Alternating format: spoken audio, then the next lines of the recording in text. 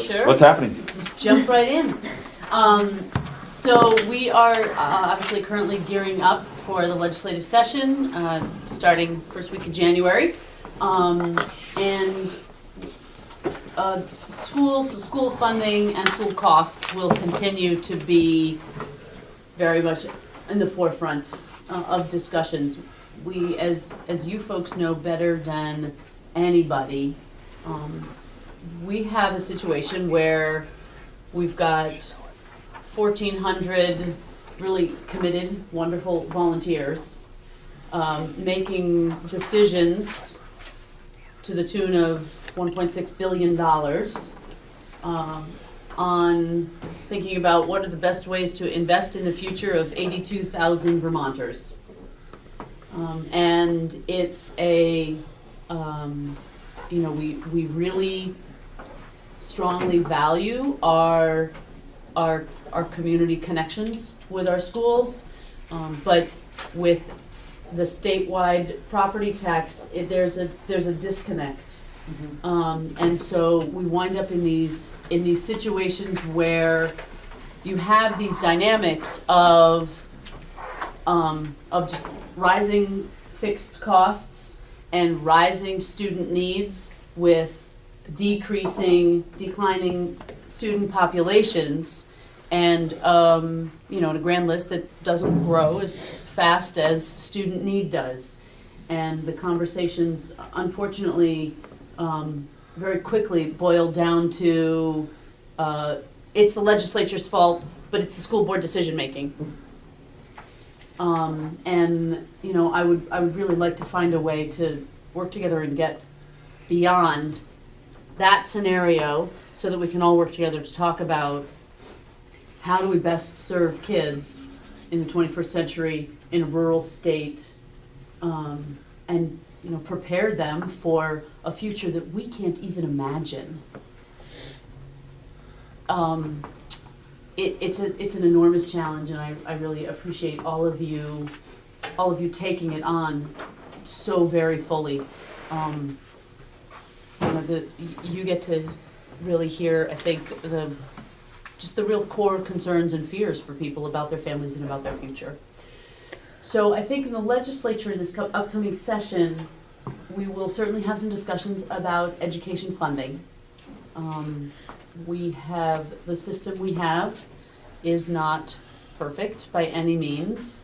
There are a number of situations that it tries to address, but given that given some of the changes in demographics and student need and costs, we have a dynamic where fees at Act 60 and 68 have been in place for 20 years.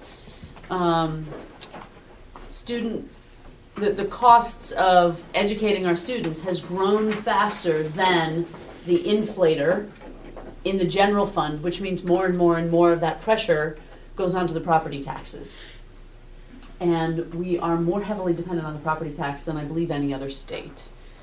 New Hampshire's pretty heavily reliant as well, but close to 70% of that money comes from property taxes. And that's a big weight on people. The reason it hasn't been changed so far is that nobody's come up with a better system yet.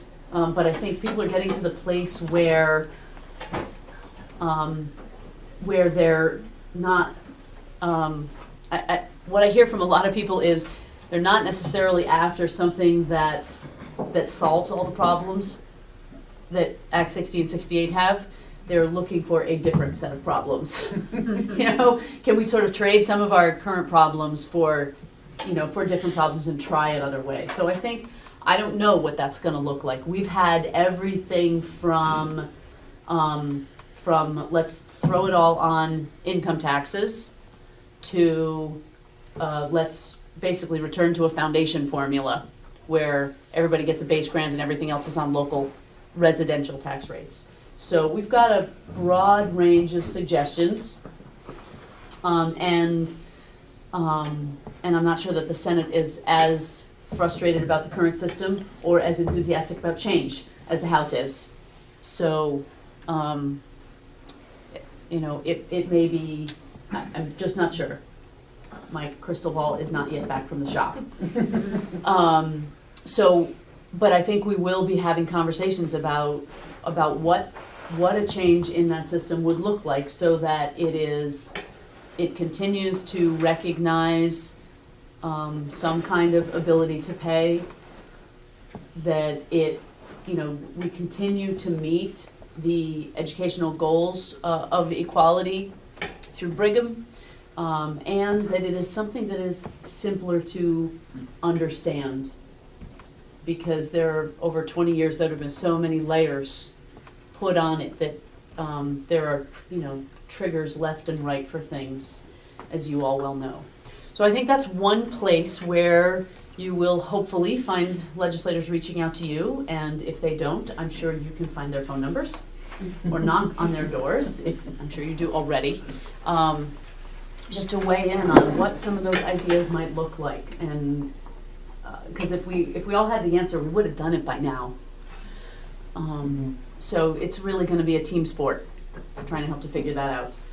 We have, so another issue that will be coming back is that we have a report due fairly soon on teacher healthcare, and what what a statewide plan would look like. What are the hurdles, advantages, disadvantages? What have other states found?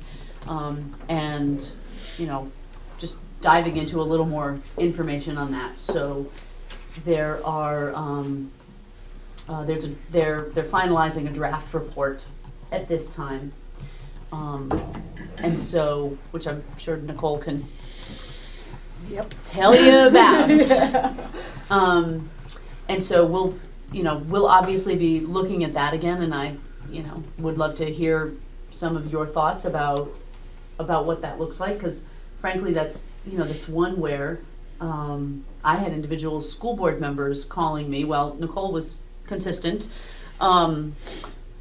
My individual school boards at home were very split about what that means and what that looks like. And I had I'm in the State House, and the school board association was saying, we really need a statewide contract, and the NEA is saying, no, we don't.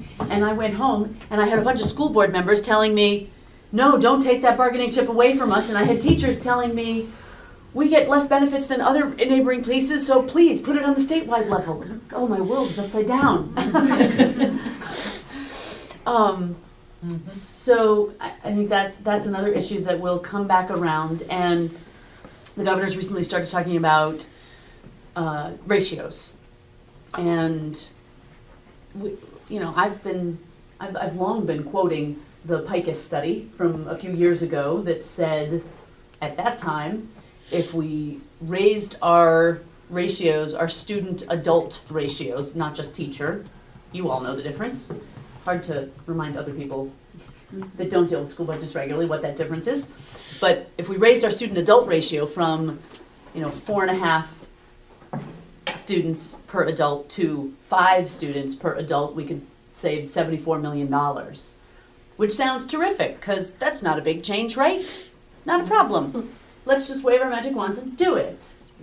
And people don't understand that because we have those 1,400 volunteers in the 300 give or take units with 82,000 kids, it means saying, you need to cut a quarter of a person, you need to cut a half a person, you need to cut 2 people, you need to, and that, to mandate that overall change in the state would mean handing all of you specific targets to coordinate that effort and get us there.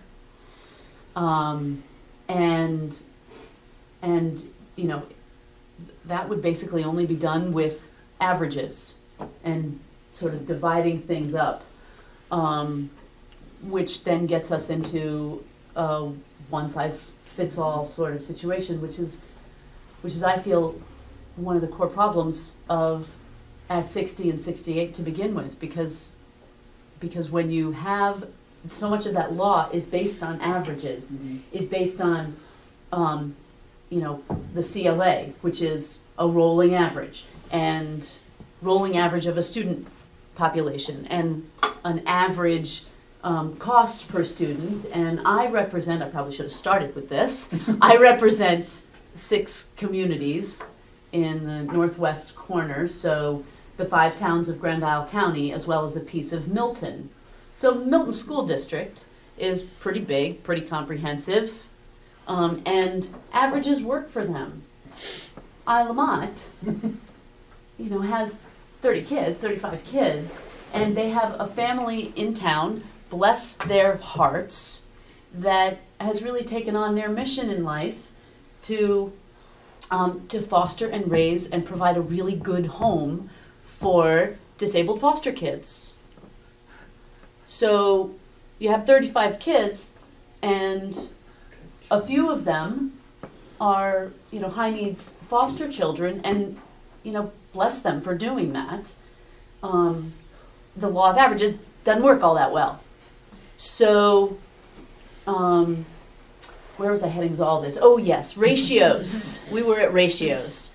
So that's, you know, when we talk about lowering costs in our school system, it's about personnel. You know, that's where the costs are in the school system. What is it, 85? About 80%. You know, our personnel, the people that teach our kids, the people that cook for our kids, and, you know, conduct our kids and get our kids to move and be active, and, you know, and supervise our kids and help those that need help.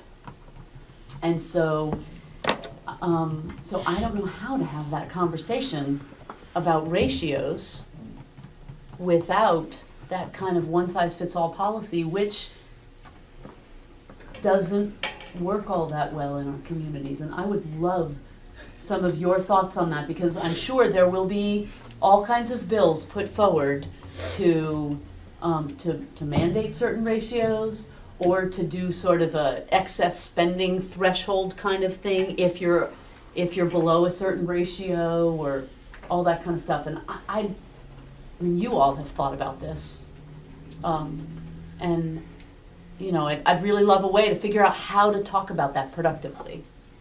So let's start there. Does anybody have any ideas I got a with couple. that? Celeste from Sutton.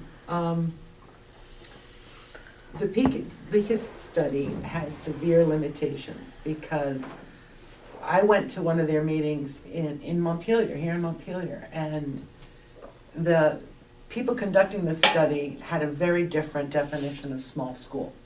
Small school Yes. was under 150 or 200. Yeah. And so he didn't understand why Sutton with 100 kids needs a nurse. Well, it's because we have 2 brittle diabetic children. And so the needs of our student body require us to have a nurse. We are X number of miles away, et cetera, et cetera. We need to define what we mean by adult or staff or whatever title you want to give these people.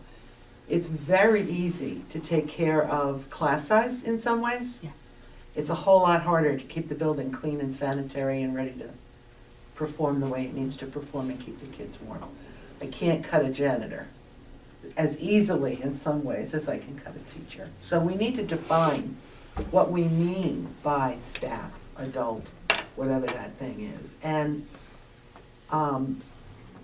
the other thing that I just want to comment on is the VSBA's position on healthcare, because I'm one of the people that had to vote no on that resolution because the folks in my area are against it. That is a huge bargaining chip. But as you well know, I'm one person Sure. on a board. And so this board directs Yeah. our resolutions and directs our executive directors and the rest of the staff. So, yeah, if you come and talk to us, we're gonna tell you, don't do that. But when you come and talk to the VSBA board, we speak with one voice. That's So what what- democracy is. Yeah. Yep. So what Celeste is talking about, we have a resolutions process where the Yep. membership actually meets and we decide what our positions are going to be. It's a kind of an outline of what our position is going to be. So, any other thoughts about what Mitzi just brought up in terms of guidance, in terms of ratios, Melanie? Melanie from Bennington County Region, and we've just gone through a merger, and within the last couple of meetings, I don't remember if it's the last or the one prior to, because it's every 2 weeks right now, we kind of made a resolution on throughout our board that we were going to start working through attrition wherever possible over the next 3 to 5 years to start to address the situation with ratios. Recognizing that this is an area we can improve on, but it's not the kind of thing you can do tomorrow. It's a slow burn. And to that point, I think it's really important that this legislation understands that we just went through this huge transition for Act 46, and it's a process that takes time. And that we need that time to be able to start doing these things and getting used to each other, looking for these efficiencies that they want us to look for, and coming down with any kind of new legislation right now is very dismissive of the work that we're actually doing. And I think that's really important that conversation happens. That, hey, we just created something, it's gonna take a little bit of time. Give them the time to do it. So that's it on that. I do wanna ask a question though about funding. And I wanna know, and you might not have the answer, but I'm really curious what other revenue sources we could be looking for to help subsidize education, the way that other states are. And I'm interested in what other creative avenues might be available that is something that we individually push forward that maybe don't have anything to do with education, but they present an opportunity for subsidizing education. And it's one thing to just look at education as VSBA members, but really it all ties into the same story. So if we're only paying attention to what's happening with education, we're not paying attention to those other things, I don't think we're doing our due diligence. So I'm curious if you have any ideas of sources that we could be pursuing. So there are not a whole lot of sources. Even if we went to shift 10% of funding to something else, there are not a lot of sources out there that you can generate $100 or $150 million on. The income tax is really the the biggest piece out there. You start talking about adding sales tax, because when under Act 68, we upped the sales tax by 1 point, and that was a huge that was a huge fight about that. Particularly for those of you that live along the Connecticut River, you understand that that discussion and that battle. If you're in the corner next to New York and Massachusetts, you're good. Yeah, and that's where we are. We got some room. So there's that, and you'd have to raise the sales tax or Rooms and Meals by an awful lot to come up with a big chunk. So income tax is the biggest piece, and it would be sort of trading some of the property tax for some of the income tax. And I want to let you know that I hear you about the process taking time and respecting, the work that you're doing, and I know it's hard not to see it as a sign of disrespect, but in the sort of the timeline that things unfold, legislators constantly hear pressure from constituents. Our constituents are the same as your constituents, right? We're elected by the same people in, differing groups, who are constantly talking about their property taxes. And so once we do something like Act 46, then while you're all then, once the burden gets shifted to you, and the conversations are active with all of you, we're still sitting there hearing about property taxes, and what education looks like, and so we're looking to the next thing, so that I recognize that you're in that position of having to implement one piece and think about the next. Frankly, some of that timing is the reason that I so heavily opposed the governor's budget as presented last year, when in the end of January, he decided that all of your budgets that were already finished and damn near warned should somehow be postponed and pulled. I asked our ledge council if there was even a legal mechanism to do that.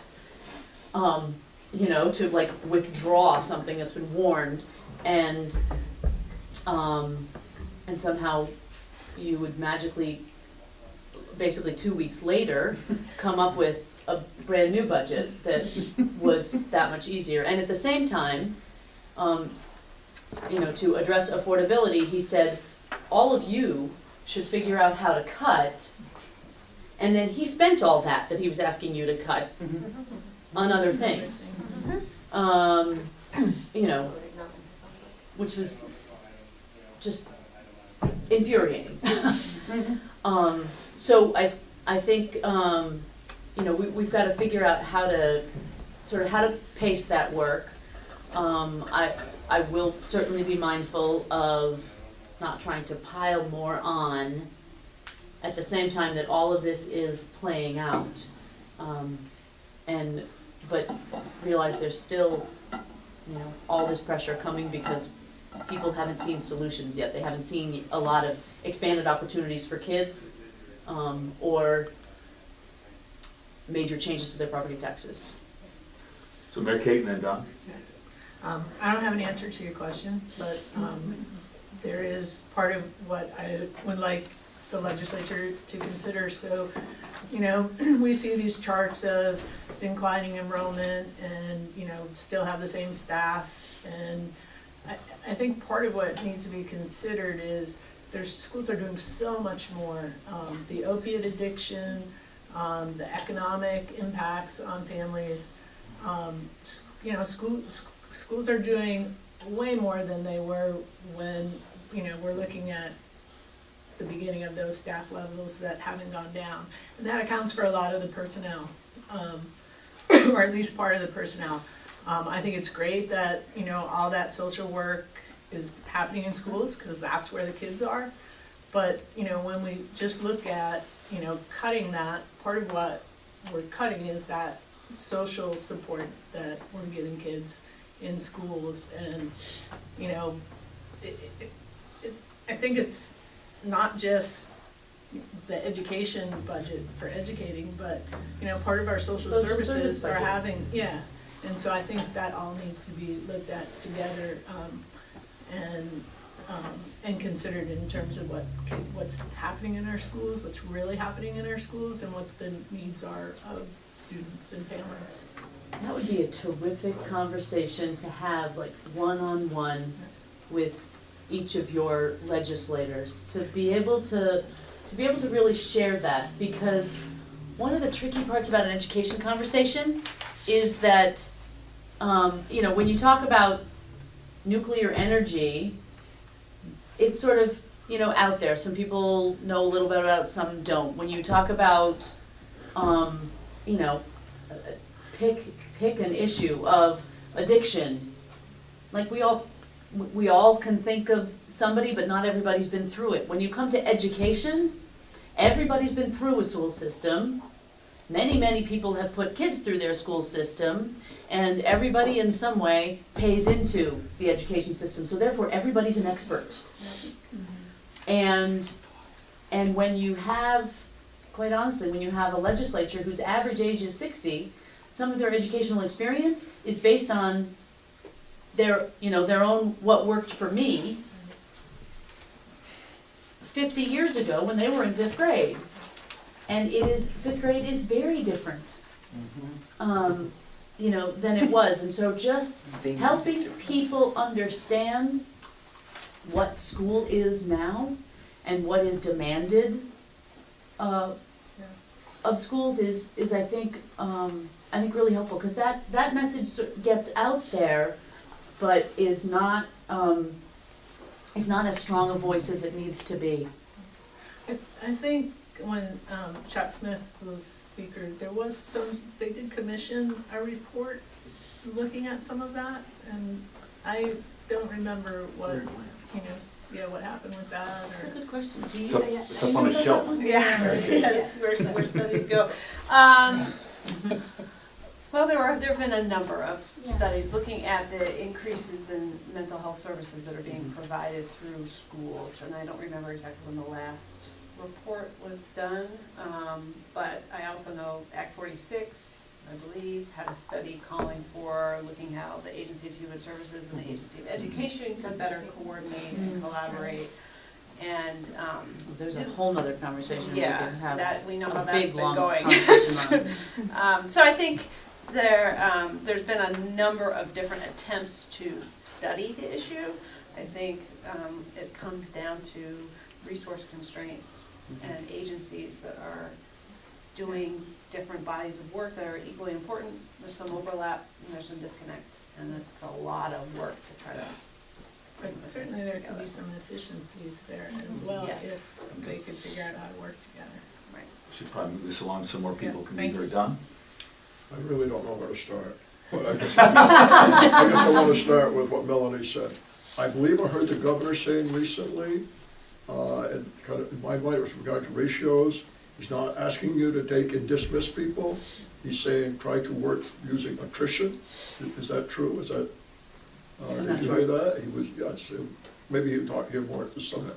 But that, yes, his message was that, work on your cost savings, but look at it as people retire and attrition. If he really believes that, then the ratio thing needs to be really scrutinized very carefully. Because to take and go out there and say, in the county where I work, a certain percentage or a certain number, you're gonna kill a couple of great little schools in Montgomery and Franklin. If that's the goal, to close schools, then the legislature should just go out and say, we're gonna close schools, not doing backdoor. A question, and I don't expect you to address it here, but a question I used to be asked, and I now ask, who are the constituents who are complaining about their property taxes? Okay? Who are they? Do we know by income? Is there some way to identify? Is it businesses? Who is it? In October, I paid over $25,000 in taxes. My kids got a better than a $25,000 education for the careers they have now. Maybe I'm unusual in not being grudgingly paying for my school tax. But what I found, I'll never forget when I became a chair of Senate Education, and it was in the local papers, had people next year call about their taxes being too high. Oh, the school's taxes, all right? Really interesting. I spent a lot of time on this. Many of the people who were complaining about their property taxes were getting big, at that time, prebates and rebates. I just think it's like the weather, Everybody likes to talk about it. I've had people in Swanton on the MDU board talk about their taxes, and when you can get to the data, they've got $1 million piece of agricultural land, and their taxes are less than somebody who lives in a ranch-style house. So, I'd really like to have defined, and maybe somebody out there has, because we hear it all the time. But at the same time, when you really dig under that first couple layers of the onion, some of the loudest voices, they aren't paying much for taxes. They really aren't. But it's a good little conversation down at the coffee shop. It's a good conversation. My solution that I had 25 years ago was, if we did property taxes like payroll deduction, like we do our income tax and things, it'd be a lot less negative discussion. Usually, most places it comes out once a year, twice a year, quarterly. So I would be interested in somebody finding out just who are all the people, and do they really pay much tax? Because I tend to believe that it's one of those things like the weather. It's great to talk about, so.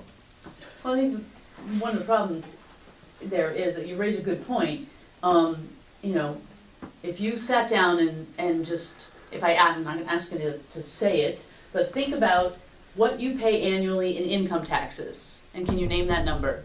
And what do you pay annually in sales tax, and can you name that number? And what do you pay annually in property taxes, and I bet you know that number to the penny, because it's that one bill. Dave Sharp describes it as a bomb that goes off in the mailbox. And so, there is that component of it. What is there in the data is that we are more reliant on the property tax than, than almost all other states, if not all other states. And that's a big deal, because when you go to buy a home, or an investment property, or, just build equity in your life, that will limit what you're able to get, because they count that as part of your expense. They don't count your income taxes as part of your expense, they count the property tax as part of your expense. For people that are lower income, it's a large chunk of money to come up with on a regular basis. Even if they get even if they are paying on income, it is still that big chunk all at the same time. I'm just gonna make one comment. I have friends and relatives that live in New Hampshire, Mhm. and of course, they don't statewide property taxes. I was appalled. A 2-bedroom condo in Claremont, New Hampshire, pays twice as much as I do for a 5-bedroom house that's been upgraded. Live free or die. So, do you have a few more minutes to share? Yeah, sure, Is that I'll stay, possible? yeah. Flora? Flora East Montpelier. I just wanted to echo what Mary Kate was saying. I got a couple of emails today one from Sonia from Barry too, about the ratios. They're really, worried about that, because the same thing, the kids show up at the school with issues, and they're there, and we have to provide the services. So we have, the IEPs, the poverty is huge, and the opioids, like she was saying. I know that Doug Racine did a study of how to try to bring some of those social services together, and I don't know where exactly that worked, but I know that I would just be shifting costs, so it's not like saving tax money, but that is something that we could work on that and work also in addressing poverty. So I don't, because like we have said here, the poverty increased in Vermont, it didn't decrease. And then to add to that separately, at the VSBA, the secretary came with Amy, and they did a presentation on how important it is to do our tier 1 and tier 2 and tier 3 supports. Mm-hmm. And a lot of our schools had made great investments on that and on embedded coaching, because we really need to do differentiating teaching now for our kids, not just for proficiency, but also because behavioral issues are so different. So they really need to be able to teach 20, like right now at East Montpelier, we have 25 and 27 kids in 6th grade. All different behavioral issues and stuff. So if we don't have that embedded coaching within the building, it just doesn't work. And we have seen in the past 3 years that for the first time our gap is closing between the free and reduced lunch and the kids. So for the first time we're seeing, and this year we're going to have to dismantle this, because what we're hearing from states that we can't afford to have. That's the only place to cut.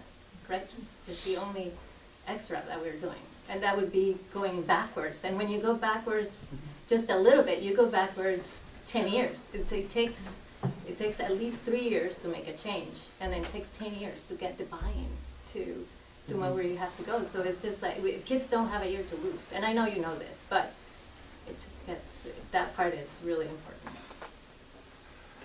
Neil? What? Oh, I'm sorry. Neil? No, I mean, if you wanted to respond,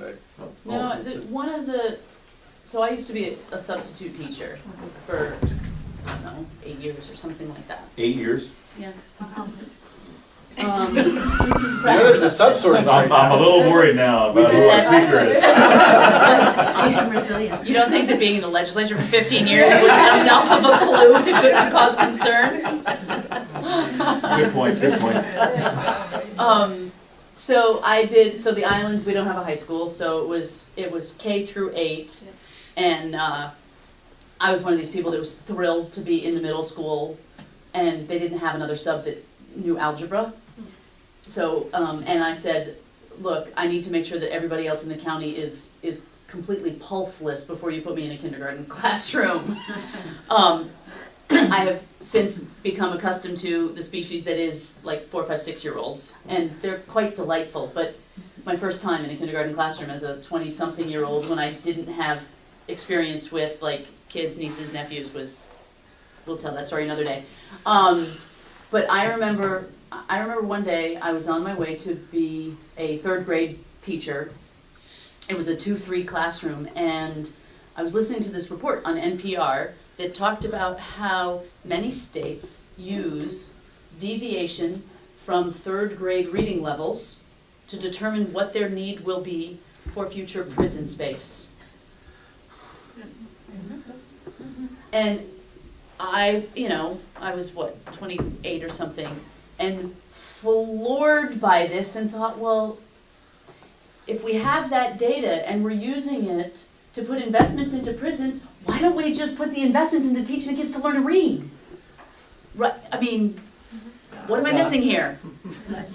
And so that day, this was a Monday, and the routine in that class was the teacher wrote up 20 or 10 whatever vocab words on the board, and the kids had their little composition notebooks, and they had to copy them down, and they had to go through the dictionary and figure out how to spell them. Of course, the spelling's up on the board, but figure out what they mean and write a sentence with them, and then they'd have a vocab and spelling test on those words at the end of the week.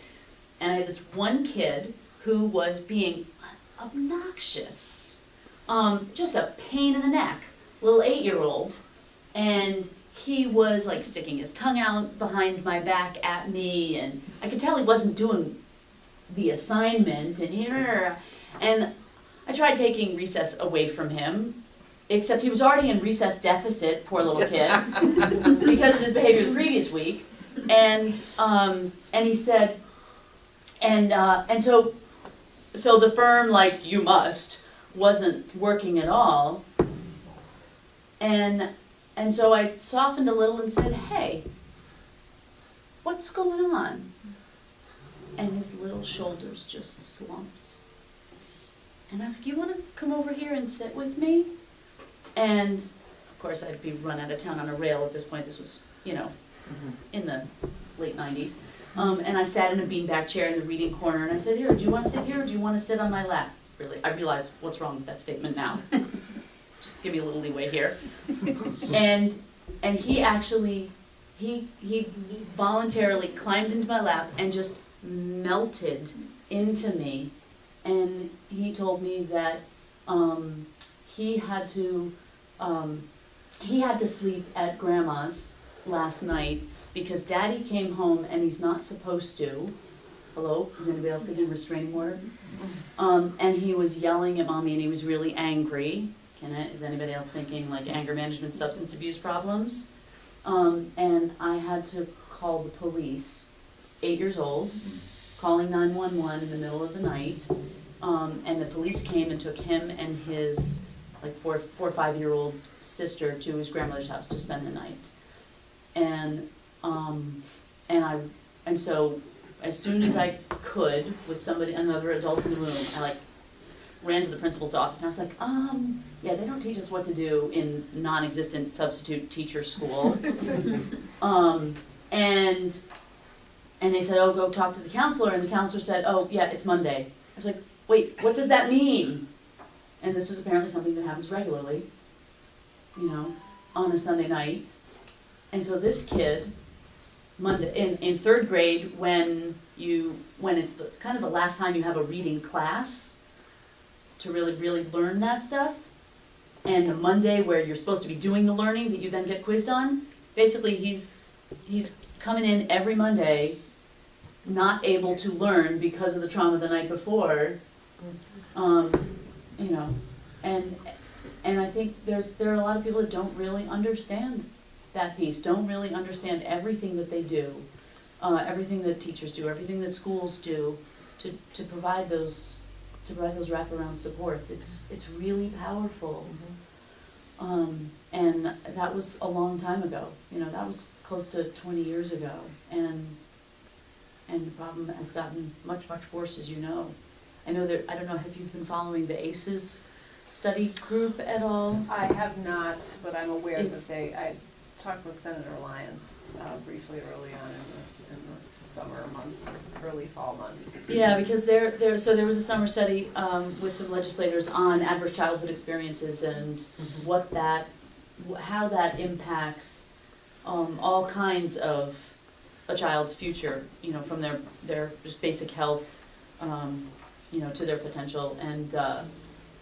And one of the things they were talking about is, how to get more social services into schools, not necessarily through the school budget, but even like through human services budgets, to be able to provide those kinds of services without it, without it being a per pupil expense, but providing all of those services that your budgets currently provide.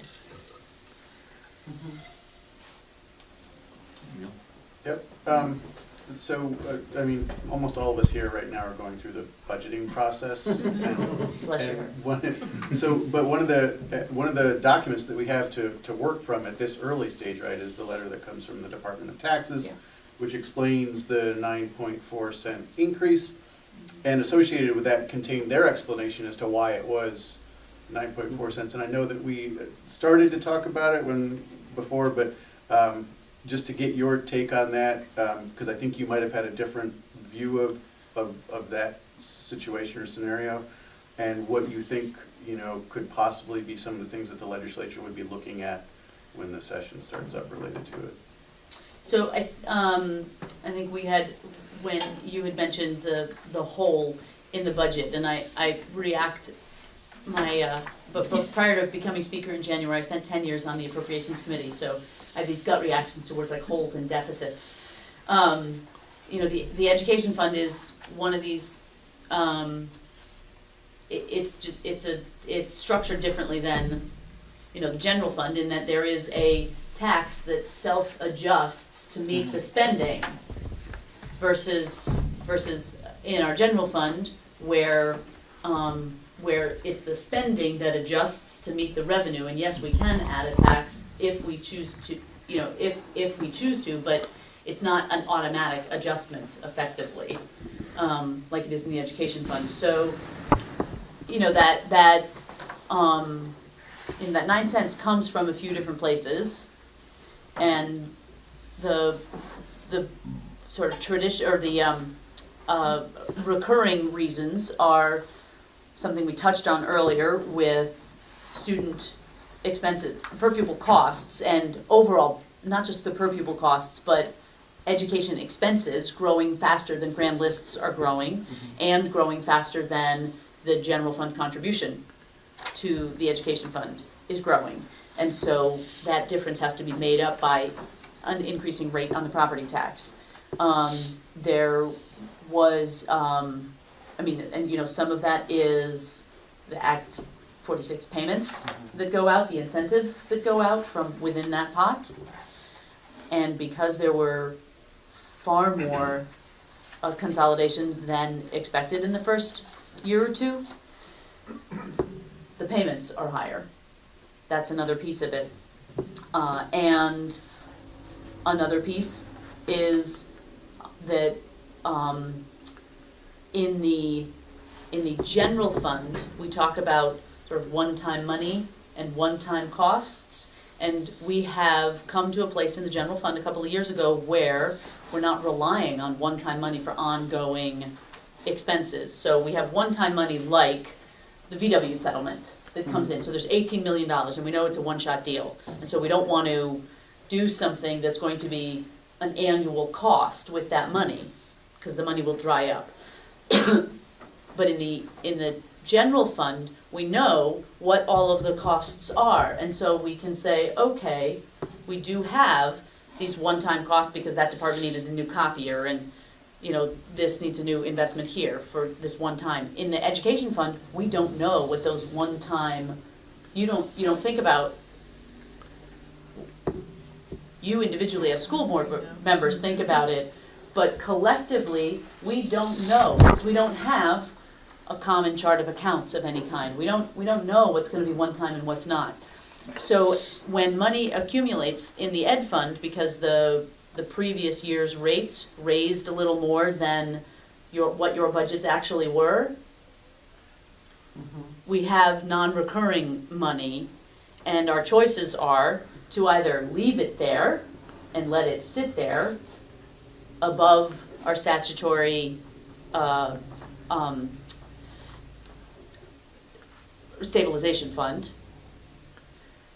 Choice two, which I would never support, would be like swipe it and steal it and spend it somewhere else. That would be a bad use. Or return it to taxpayers. And so last year we chose to return it to taxpayers, which means it brought down the rate a little bit this year, and that has to be adjusted. And a big piece of it, as you all know, is that the out year rates on healthcare were the numbers were off. You know, because there were so many moving pieces with the healthcare conversation last year, as you remember. When you look at, there were so many variables just in year one. When all those variables sugar off, VHI's estimates for years 2+ turned out to be very different than what the actuals are, and that's a big chunk of that cost as well.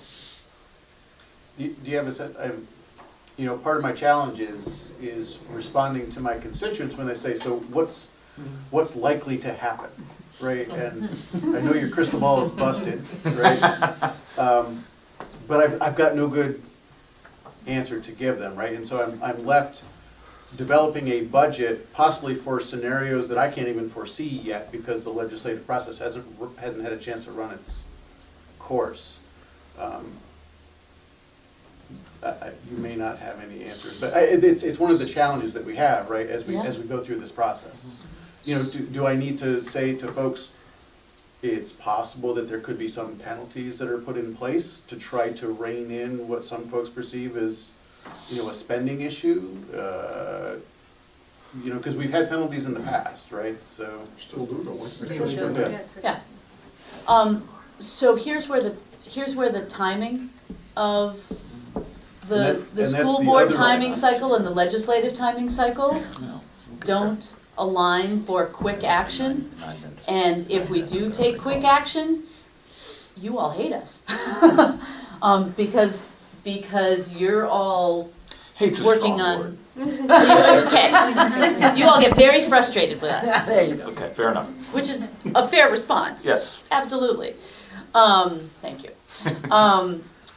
You know, you're all finalizing things now to be, in many cases, voted on in early March. There are a few outliers, but early March. Well, voters are voting on things before the deadline of, you know, our crossover, which is where the legislation passes from one house to the other house. And so your voters need answers in March, but we can't come to agreement until May, June. Then, you know, so we realize that we can't do a lot in terms of structural change to impact current year, because you don't have that information. So that time lag is tough. We have that, the December letter is based on guesstimates of your budgets. So depending on your budgets and depending on what voters do with your budgets is going to impact that 9 cents and what that looks like. We will, you know, it also, I guess the letter came out after some of the flurry of November votes, so for Act 46, but still, those are, you know, very, you know, slow changes, and some of those tax rate incentives wouldn't hit immediately. So I don't have a great answer for what you're talking about. So I think we're gonna wait and see what your budgets look like. At the same time, we're gonna be talking about what other pieces we can put together. People aren't necessarily, frankly, gonna wanna put a lot of extra money into the general fund, or from the general fund into the education fund to alleviate some of that, unless there's some sort of structural change to go along with it. We will be increasing the general fund transfer to the ed fund this year. You know, we've done that every year that I've had a heavy hand to, on the budget. I think that is really important. But we're back to that problem of 1,400 volunteers and 300 different district bodies making decisions for 82,000 kids that total up to $1.6 billion. It's not an easy nut to crack. So we've got about 6 more minutes and then we'll break. Laura Lee? So I had a couple of comments. One pertains to the ratios that both Melanie and Don were talking about. And I'm on the same board as Mel. So one of the things, and I think we're fortunate in our superintendent, you know, because as soon as we started discussing the ratios and actual numbers, you know, one of the board members said instantly, well, we'll just have to close this small school, you know, in the middle of a meeting. And fortunately for us, you know, she very calmly interceded and said, no, we start looking at education in different ways. You know, combined age classrooms and different things like that. And the thing is, we can get to these ratios, but we also have to have a transformation like what you're talking about, Flor, with changing the mindset of the teachers. The 60-year-olds who didn't go to school that way, or maybe did. The parents who think their child should only be in a 3rd grade classroom or whatever grade that they're in because they shouldn't be with littler kids who might interfere with their learning. And a number of other psychological obstacles, basically. Plus retraining and professional development to implement it all. So you're looking at long-term 3 to 5 year transformation. That being said, it's happening in different places. But but then that's only just the teacher part. That's not the social worker. That's not the other part. And then I do come from a slightly different background because I've spent most of my adult life living in 2 of the lowest funded states for education in the entire country. I lived in Arizona before I lived here, and I lived in Idaho before that. So I can see what you get when you don't spend enough. I've seen that firsthand. And then on the other side, I've seen charter schools who figured out a way to make amazing things happen with not enough. So it's many pieces. One of the things that I've found that I would really like, and it's a study type of a thing, and that is, you know, just simple questions like we said, well, how much should we spend when we hire a new superintendent? We don't have any place to go look. We just pull it out of a bag. But like, well, this is how much we paid the last one. Well, how do you figure in the education and the experience, and how much are all the other supervisory unions paying in? Is that commensurate with the number of students and pupils and budgets that they deal with? We don't actually have a place to go look for stuff like that. Doesn't VSBA have some sort of like shared information from what other? The VSA does an annual salary survey that we can provide. When we run superintendent searches and we provide Right. those resources to boards. But when they're we doing don't get to that point a search. lot of the time. I mean, you've got the people who've been on the board forever and ever and ever and ever, and this is what we should do. And so when you try and look at the big dollar stuff, that you're actually looking, how much are you paying, you know, a transportation coordinator for an entire ESU may be this equivalent of a principal and maybe a principal and a highly tenured teacher salary all in one go. And we're not looking at some of that stuff because we don't have really good ways of evaluating. And that was one of the things you were saying. You know, you don't get those financial pictures. And so when we look at these numbers and you're saying 5 to 1 or 6 to 1, it doesn't tell us anything. One of the things I've been pushing for, and I'm a little bit bitter that our appropriations committee funded a few years ago and haven't seen yet, is this, you know, something like a common chart of accounts, so that you were, Kim, you were talking about how when, you know, Westford and Essex combined, just getting like, naming the expenses in a similar way and making sure that the expenses for the librarian went here and not here. So when we're trying to make policy decisions in the State House, we can ask, but we can't get an answer to the question of how much do we spend on paraeducators in this state? We don't know. How much do we spend on transportation? Again, no idea. If I ask those questions, so at this point, the education fund and the general fund are pretty much the same thing. You should see the reams and reams and reams of documents, which thankfully is now all electronic, that we get for the education, or for the general fund. I can look into the Department of Fish and Wildlife's budget, and I can look through and say, oh, this is how much we spend on out-of-state travel and da-da-da-da-da, and I can go to the financial office and say, hey, can you run the code for out-of-state travel and tell me across the state, across all departments, in our $5 billion budget, how much do we spend on out-of-state travel? And they can tell me, like, right there. We can't do that in education. We can't, and which also means that you can't get information on Right, and on for you, where do your expenses fall in relation to other schools? And I can only speak for myself, but I would assume that most school districts, I mean, you go into the budget meeting and you look at all of the lines, but when it all comes down to it, when you really start pushing back on something that doesn't seem in line with what you see your teachers being paid and what you see people in other industries, the reality is we compare it to other school districts.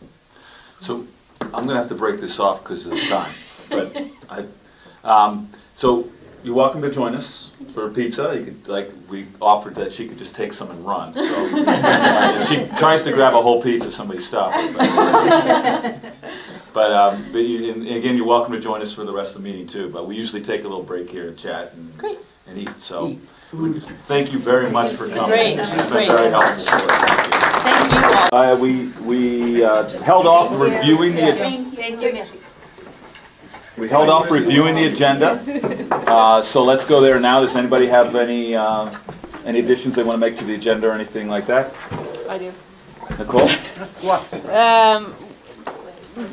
I'd like to add a request to use some undesignated, unrestricted net assets to fund legislative collaborative work, so we can do that after the executive director's. Since you're talking about it now, let's do it now. No, I'd No? like to do it after the executive director's report, because Okay. you'll have a little bit more background Okay. at that point, if you don't mind. I don't mind at all. Great. Any other additions? All right, so let's get to Governor's Summit update and strategy. Okay, so. First of all, how many are going to be going to that? Oh, that's a good number. That's great. Good. So, I spoke with, Stuart, did anybody talk when you were conducting the meeting? he didn't let it. So I spoke with Ethan from the governor's office this afternoon to try to get an update. For those of you who have registered, you know that the location has been moved to Norwich University, and that was in order to accommodate the 330 participants who will be going. I think originally they were thinking they would limit the number of participants, but they've decided now that essentially anyone who registered can come. The majority of the participants are school board members, superintendents, special ed directors, and curriculum coordinators. Maybe principals also, but school administration.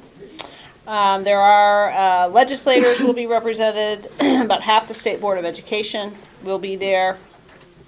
A number of reps from the early childhood community, higher ed, a pretty low number of teachers, around between 10 and 15 teachers. And That's on a school day. 25 independent school reps. So it's not clear exactly what will outcome of the day, I know they are doing table assignments, so they're going to try to split people up and break up stakeholder groups. I asked what outcome they're looking for. He gave me two things. For people who attend to leave feeling like everyone has to come to the table collectively, to start to, take action to stop growth in costs, but that it's a collective shared responsibility, and to affirm Act 46 as a direction for the state to stay the course with, the need to move to larger systems and achieve economies of scale. So I don't know if that's an official outcome, but that's what was conveyed to me this afternoon. There are going to be a couple of presentations. The governor's planning to be there all day. He's going to have a table assignment with a group of folks. He will present or open up the day. Their administration is then going to provide some information in terms of context setting on spending projections, budget constraints in the federal fiscal context. Then reps from the Agency of Human Services and Agency of Education are going to talk about the Act 166 recommendations, some work that's going on in the agency on connecting connecting secondary schools and tech ed to career pathways and career readiness, and then some higher ed challenges.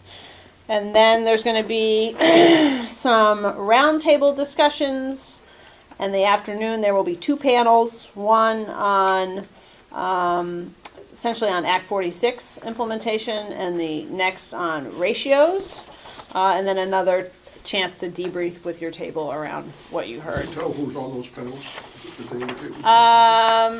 Yep, I know who's on the panels because we help them find people for the panels. So Rebecca Holcomb is moderating the panels, and on Act 46, it's Geo, Peter Evans, who's the chair of a new Williamstown Northfield School Board, David Younts, who's a superintendent from Mill River, Bridget Neese from Washington West, and Michael Clark from Essex Caledonia.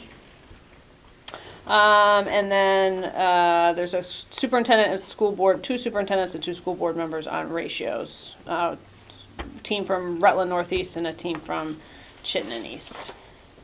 We didn't have a lot of time or ability to influence a lot of that stuff. They asked for a few names, and Rebecca assembled the agenda. So I wanted you all to have a little bit of time to talk about whether or not you want to come in prepared with any sort of strategic talking points, or just come there representing the VSBA, or if you're just going as members representing your own systems and your own perspectives. I just thought it'd be useful for you all to have a discussion about how to approach the summit. Mary Kate, then Clarence. Yeah, just quick, so I was on the wait list, I'm not on the wait list. I now am going to our conference, and I am kind of on the fence about, with this huge conference, is it worth going? What's your take on that? Like how, how, even if we have a plan, Right. I think with 330 people, it's difficult to imagine what might come from that, other than the administration had that conversation with people. So I think if you're interested in a sort of a direct line and providing input, thought tonight was a good way for you to do that. And I think the governor's office is soliciting emails from people and suggestions and recommendations. And if you're feeling like your time is precious, which it is, that may be another option for you. thank you. I was signed up and I was on the wait list a week and a half ago, and I haven't heard anything.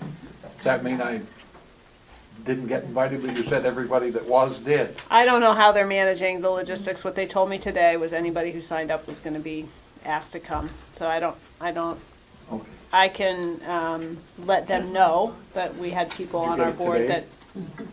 that, I got it a few days ago. yeah. I didn't get anything. It's a media event. What was that, Don? I said it's a media event. Yeah, 300 people. Melanie? Just I guess I have two questions actually. You said affirm Act 46 is working, so, I mean, that sounds to me like they want to make sure everybody leaves believing and cheerleading Act 46. Is that? I don't know that they really believe anybody's gonna, the whole group is gonna leave on the same page about anything. I think Okay. that they want a message to be that we're not going to, this administration is not backing away from Act 46. Okay. And that there are gonna be, not that it's working, but that that's a policy path that will address some of the challenges that we face. Okay. And the other one, you said something about But I don't wanna speak for them. part of it being education funding. What was it that the first part of the talk was finding other ways for funding? No, they're gonna just give an overview of what the context is for the discussion. Okay, because I mean, and I wanted to say this to Mitzi, and I probably should have just jumped over there, but I'm increasingly concerned about this 9-cent tax increase. Because I'm looking at a lot of orange counties here that are all being held to a 5% increase or decrease. So that 9 cents isn't actually gonna produce the money that it may be projected to produce. I mean, my district is not gonna pay an extra 9 cents this year in taxes, and neither are any of the other districts that have joined in the Taconic and Green, right? So, I don't know, I at some point, maybe this roundtable discussion, I wanna encourage everybody, like, we gotta find some other avenue, and I don't think that conversation is happening enough. In And I guess terms it's of the just me. cost of the incentives or No, the as in funding formula? Funding for education. Like, if we're consistently going after property taxes, but yet we have a 5-year, for the next 5 years, it doesn't matter what the governor does with the tax rate, because we're all gonna stay at our 5% increase or decrease, and that's it. Mhm. So the money's gotta come from somewhere else. Unless, at some point. yeah. And I don't know that the governor quite understands that. I'm not sure why this isn't a bigger part of the conversation, that, 9 cents does sound really hefty, and that sucks. But, how many people are actually paying that 9 cents? Right, all these white ones, that's a pretty small percentage, according to this map. So valid conversation to have, but we're a little bit off topic, so I think Sure. I'm gonna redirect this back to, so Nicole was at, the basic question on the table is, do those of us who are coming, are we just coming as individuals, or are we thinking about coming as, more as a block and representing the VSBA? So let's try to stick to that conversation. Floor? Well, I think we're stronger together, so we have something that we want to share together. There are definitely things some resolutions that we already have. And then, during the meeting, I think that there would be opportunities for us to express, from some of our, needs locally that comes to the table, but I think if we can have a united message that we are all saying at a different table, that would be helpful too. But. So Laura, then Celeste? Did you want to say something, Laura? Because I thought you had your hand up. I did. If you don't, we'll move on. Move on. Pass. Celeste. I'm starting to feel like this is that one we did in Burlington where I was ready to leave the first day, because it doesn't sound to me like they want to hear from anybody. They want to hear from the poor rural that are in a completely different place. My stick is that I have to represent this board as a board member, but I'm also here representing a part of the state that has some very strong opinions about 9-cent increases and funding context and all of that kind of stuff. So I'm almost looking to you, Nicole, to tell me, do I go or do I not? Because I was very well behaved tonight, I thought. But I don't know if I can be just as well behaved when there are people who are saying that it's so clear that they're talking consolidation, they're talking closing schools, and we don't want to hear that. Then I think you probably ought to go. I think you should be heard. So I don't know how much of being with the board I can be when some of my constituents have a very different. No, I think what you're talking about, if they're talking about closing schools, I don't see that as going necessarily against a conversation we've had at this table. I think it's the cost containment measures that we've put out there, that we would be sort of in an ideal world, we'd all be at separate tables. Right. And then they're talking about cost containment measures, and we'd all go, hey, I've got an idea, you know, and then we give them sort of our so we're basically planting the seed there. But if you're talking about closing schools, I mean, that's a conversation we haven't.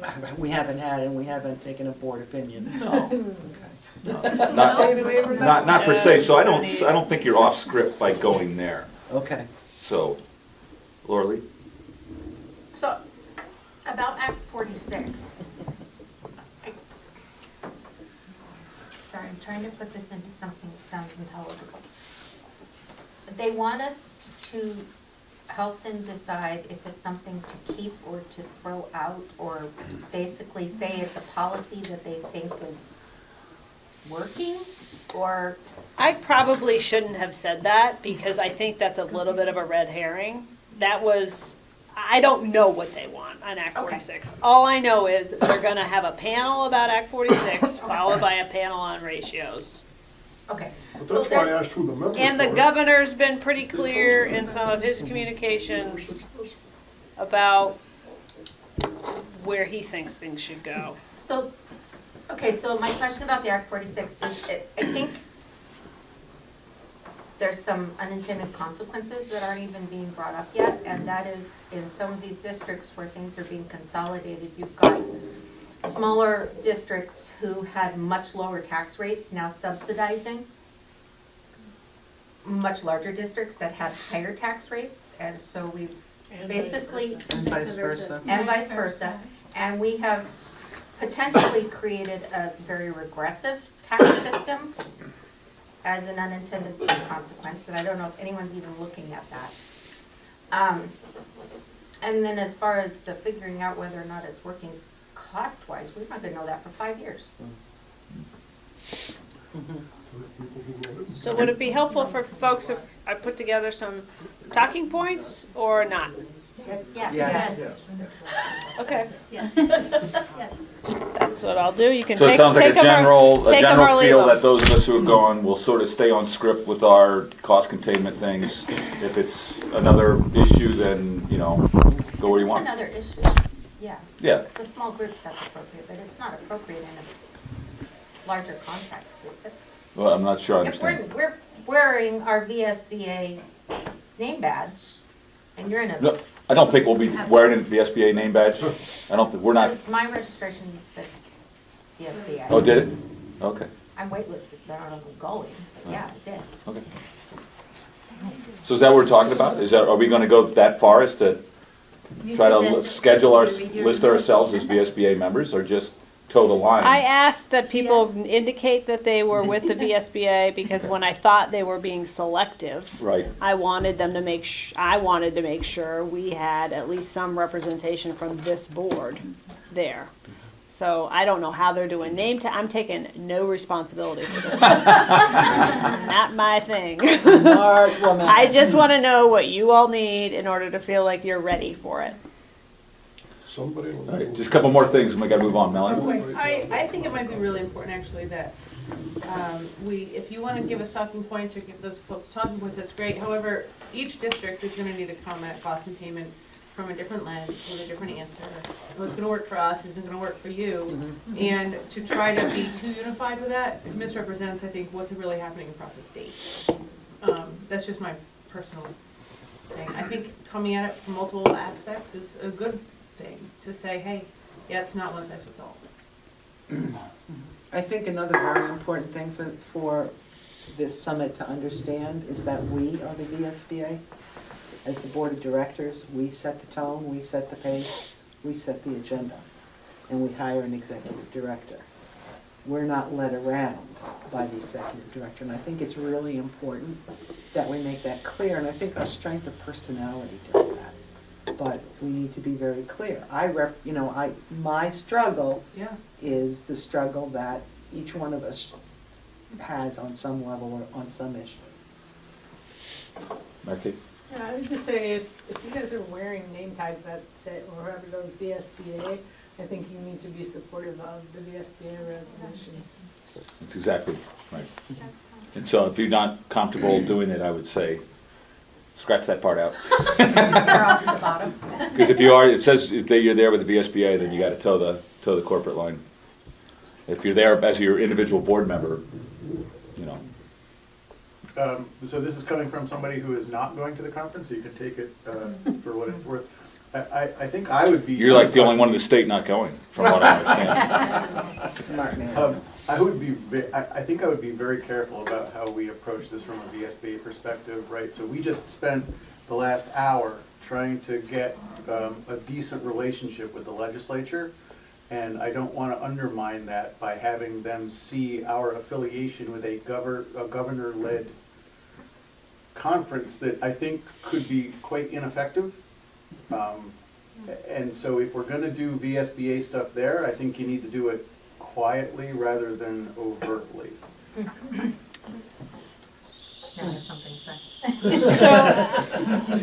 Nicole, and then Laura. Well, I'll just say there are gonna be legislators there, so I would see VSBA participation not as, we're there to support the governor.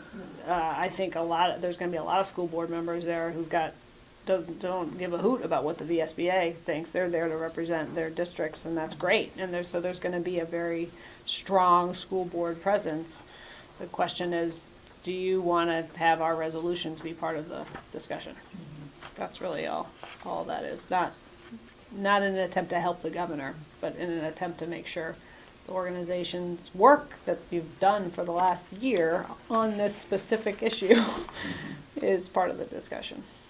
Laura? So I have my concerns about it, 300, I have significant concerns, as I said, I could probably go to the dentist on that day. But in terms of, who we're gonna work with or who we're not gonna work with, I can assure you that the legislature is not united at all on this issue. It's one of the most divisive issues that you can have in the legislature. There is reward and blame across all parts of government and parties, or lack thereof. So I would just encourage not avoiding things for reasons like that. I mean, I think this is a knowledgeable body that should engage when you can in places that it makes sense. I don't know if this place makes sense, but it probably doesn't make sense to not be there. So are we good with those of us who are going to, I'm just thinking of Excited for it now. I'm just thinking of the cost containment measure issues. That's all I think we're thinking about is the cost containment measure issues of floating those out there and saying, here's an idea that the VSBA supports, because our membership does support it. Are we good with that? Because we need to move on here, and I don't want to ram something through. All right. So, moving on then, Act 46 implementation project and status update. So at the last meeting, it was requested that we have this on the agenda. So I have a few pieces of information. Are there more of the maps? I'll go out and look, see if They there's were Went out. out to work, no, they were not. They're on top of the. Oh, they've been moved? I'll go spot them. So I got this updated map from the agency today. It reflects merger activity through the end of November. So you can see the orange is really places that have merged. The gray are places that have defeated a merger proposal and are not moving forward with a new proposal. Light blue, they're still working on it. White, nothing's happening. So, the bottom line is that between the passage of Act 46 and today, 145 school districts have merged into 36 unified districts. That does not include Mount Mansfield, because that was created before Act 46. There are a couple of reconsideration votes, but pretty much what you see is where things are likely to stand until it's possible Barry and Orleans Central will hold a vote. I'm not sure about Windsor Southeast, Amy, what the plan is there, but everywhere else that I'm aware of is working on alternative structure proposals. For those of you who are, sorry, one more thing. At least 4 supervisory unions have been eliminated. And an additional 8 SUs were converted into supervisory districts. So 4 have gone away through redrawing of boundaries and merger of not only districts but supervisory unions as well. The biggest year of operation is going to be this coming July. So 2016, 4 districts became operational. 2017, 8 became operational. 2018, 20 will become operational. And in 2019, as of today, 4 districts will become operational. So we've had some initial discussions with the agency around the statewide plan and what their plan is to do that in a timely manner. So one thing for you to consider is whether you want to invite somebody from the agency, Donna, potentially to come to the board and talk with you about that in January or February. The Act 46 implementation project, which is a partnership of VSBA, the Superintendent's Association, and School Boards Association, we really formed that partnership in order to ensure that districts that were forming study committees had access to consultants and that those consultants were well supported to respond to, we wouldn't have gotten that level of activity had districts not had access to supports. Not every district worked with the project, but most did. But the project is really, we had at one point a full-time project manager. Now it's Carrie and I managing 8 active contracts. So we're down from, at one point, I don't know how many we had going at one time, but we had a lot. So now we have 8 active contracts, and these are all with consultants who are doing alternative structure proposals. In some instances, it's for a single district. In others, it's for a group of districts. At this point, they're all self-funded because there are no more grant funds from the state. So we're going to continue to see those contracts out. I don't see many more coming in the future because the deadline for submitting these proposals is in a week and a half. There's been some confusion about that deadline. The agency was representing through Donna that it was a sort of a flexible timeline. The law says December 26th. So she's now saying that's what the law says. If you submit it, we're not going to turn it away. But they have no authority to say we're going to extend the deadline that is in the law. So in terms of the project, we're continuing to support a limiting or dwindling number of contracts. We are updating our website. There's some old stuff on there, so we're actually going to get rid of our map because it's confusing, and the agency is doing a good job. And they actually have some of the pieces that we don't track. So we figure rather than having two dueling maps, that there should at this point be a single map, but we're gonna link to that on our website. And that's my status report. Questions, comments? Laura Lee? Yeah, there are polka dots and. There's all kinds of things unclear. The polka dots are the MUDs. So those are the districts that said, that are not part of the Union District. Huntington, Orwell, Barnard, and Cambridge. And Wyndham. Why don't you define for us what a MUD is? A MUD is a structure that was eligible for incentives if you have a union high school district, and the majority of member elementary districts vote to merge, but not all. The merged entity is known as the MUD. The one or two that say no are just a standalone district. Can you remind me, are those subject to being paired with a community Yes. in this? And They are not protected. they're not protected, and they can or cannot be put into an existing MUD or otherwise that they already voted against. So the legislature, I think, tried to sweeten the deal and said if you take a district at the request of the secretary, then there's an additional $10,000 in aid to help facilitate that. You know, I know, for example, well, we've heard, Emily has heard, Can't that pass that in up, Lucas. that in Chittenden East, so Huntington is preparing an alternative structure proposal. Well, at the same time, the Chittenden East board is preparing a letter saying, we want Huntington.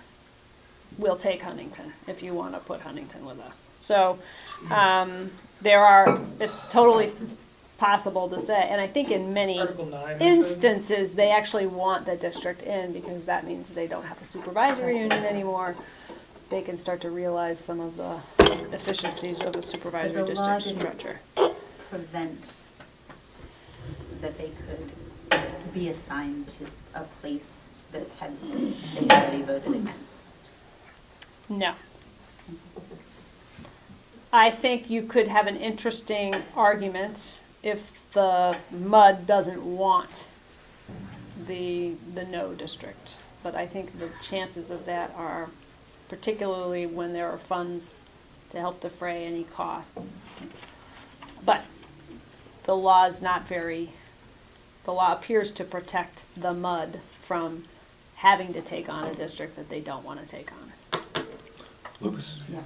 I met with Secretary Holcomb on last Tuesday about my district, and Why don't you tell us what your district is? Bradford and Orangey Supervisory Union. So Bradford is a member of Oxbow Union School District, and we have another town, Newbury, and we disagreed on what we wanted to do with a alternative structure or a merger. And we were encouraged to do what she called an Article 9 proposal, which was, or Section 9, not article, section.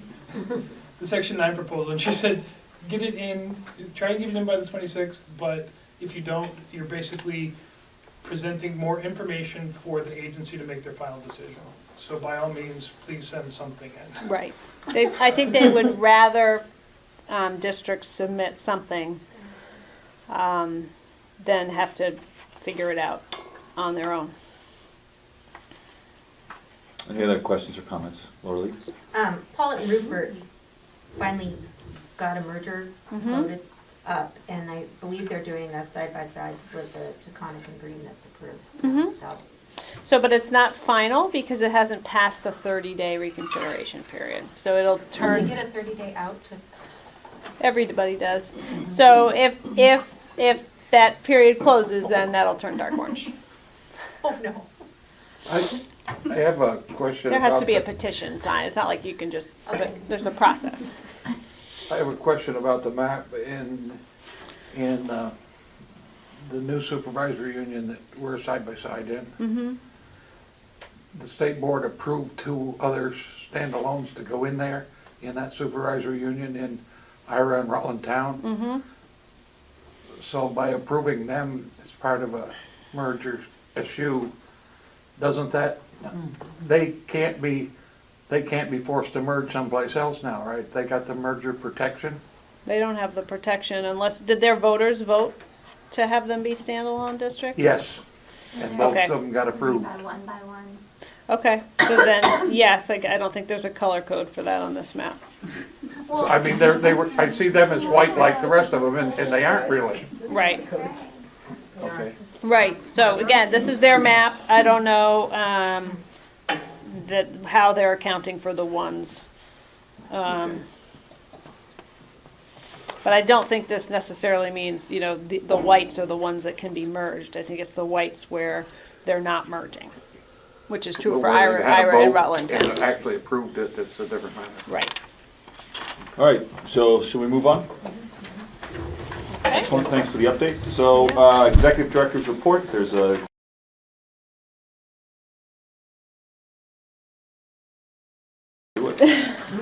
Sorry. Strategic plan monitoring report, we changed the acronyms to names, so hopefully that was a little bit easier to follow. I don't know if anybody has any questions or if. So, show them what can you hold that up? 'Cause I That's don't have this. it right here with me. And this is just our way for those, we've been doing this almost a year now. And it's just a way of reporting out what the staff's doing very quickly.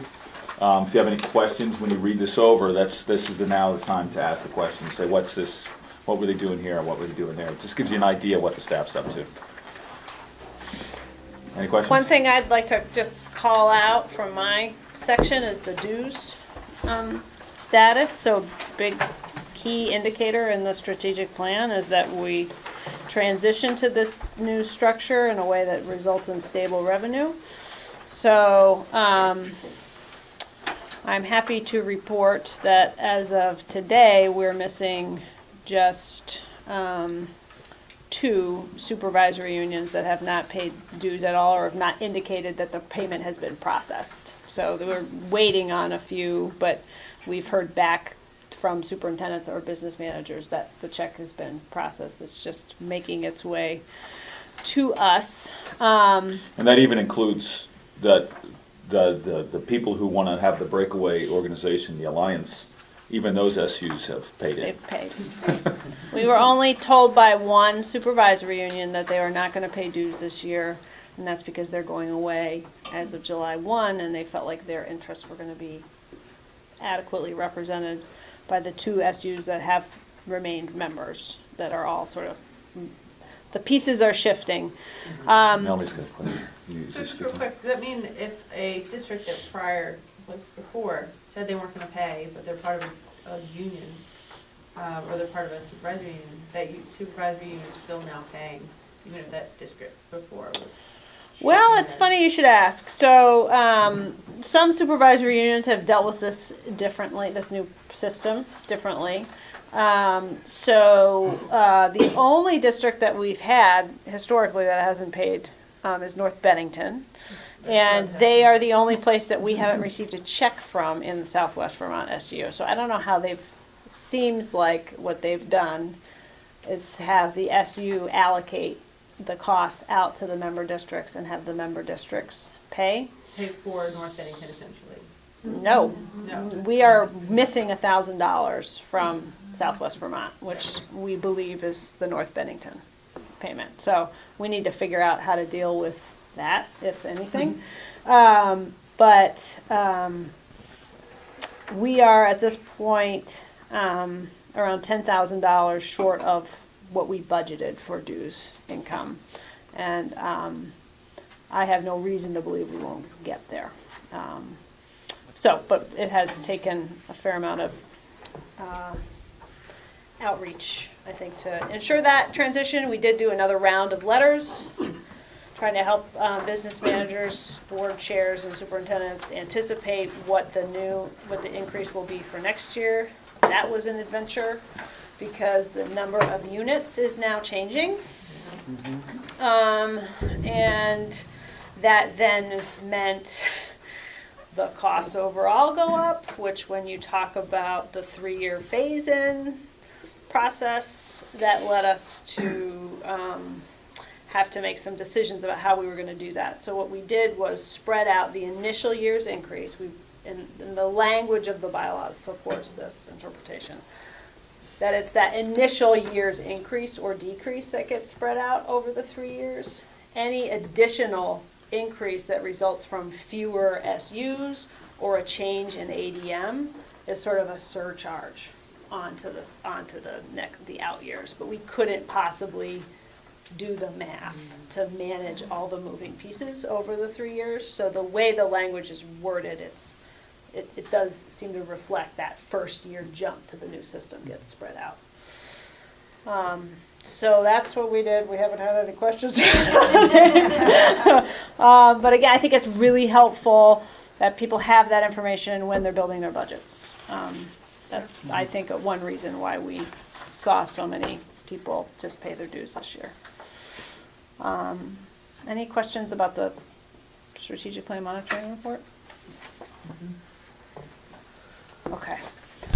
So the next is the retreat on the agenda for world-class education. So if you'll remember last month, you all endorsed a process that had us working with the Superintendent's Association to hold a 2-day retreat intended to reinvigorate the agenda and start to make some progress on some things we know we need to make progress on. So we have scheduled a retreat for January 10th and 11th. There are 11 VSBA board members who are going to attend. It's going to be facilitated by Sue McCormick and Nicole Cabral, who's works with Matt Leininger from Public Agenda. The first day is going to really focus on developing a shared understanding and definition of equity. And Sue is helping us develop a survey that's going to go out to all of our members, asking for input on that definition. Sort of tried to, number one, let people know that we're doing this, and number two, get some input, because I think we all espouse equity. I think it means something different, and it's good to call that out and reflect that as part of our retreat process. Then the second day we've invited principals, tech ed directors, curriculum coordinators, and folks from the Agency of Education to join the group to really work on identifying some monitoring tools for implementation of proficiency-based graduation requirements or student-centered learning. Again, the survey we're sending out is going to ask board members what tools, what areas they want help with monitoring, so we'll be able to refine that a little bit. So that is the plan for that retreat. I'm just curious, show of hands, who's planning on going to that? I haven't heard back from you, so I need to hear back from you, Neil, and then Dan about accommodations.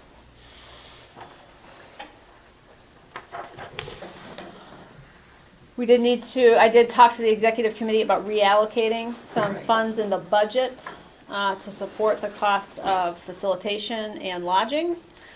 So we brought in $4,000 more than we budgeted for the conference in terms of income, and we were able to allocate that and some resources that we're not using because Gio and I aren't going to a conference in January. So we're going to use those funds to support this work and be able to make sure board members don't have to drive back and forth 2 days in a row. So what's the total that you're allocating for it? The total is up to $8,000. And that'll depend on who stays overnight. This, in my opinion, is the sexy work that we get to do at the VSBA. This is really cool stuff because we're helping to create a roadmap that the VSBA and VSA are going to follow down the future. and hopefully influence education in the legislature in a very positive way to keep driving the agenda. So Right. this is great stuff. I mean, this is really going to be less about legislative stuff because we've had a lot of legislative activity and more about giving tools for boards and administrators back home to really ask the questions about how are we doing on this stuff to sort of make that translation from policy to reality and really be thinking through how do you do that in an equitable manner.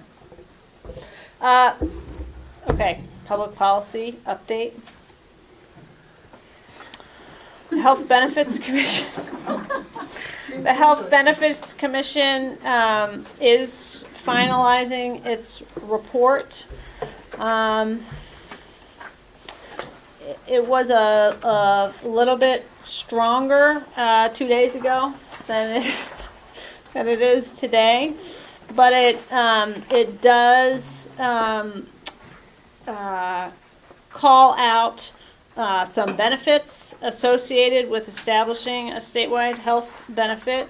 It does clearly say that if they're going to do that, it needs to be negotiated and there needs to be representation of the diverse employers across the state and the diverse employees. So it's sort of this, there are some problems with the way we do things in terms of cost and equity. There are 3 different ways to get to a common benefit. One is it gets set in statute, the next is it gets negotiated, then the last is universal health care. Of the 3 approaches, the commission recommends a negotiated approach. If the legislature is going to do negotiations and these issues need to be addressed, we could not come to an agreement on how the issues would be addressed. But it says, representation, timing, impasse procedures, ratification, income, and they're pushing income sensitized premiums. That's sort of the must-have for the union. So but the commission's report does not recommend income sensitivity. It just says that's something the legislature should explore. So I expect that it will be finalized in the next day or so. I gave my feedback on the latest draft. I'm sure everybody else gave their feedback. The unions have been pretty cooperative.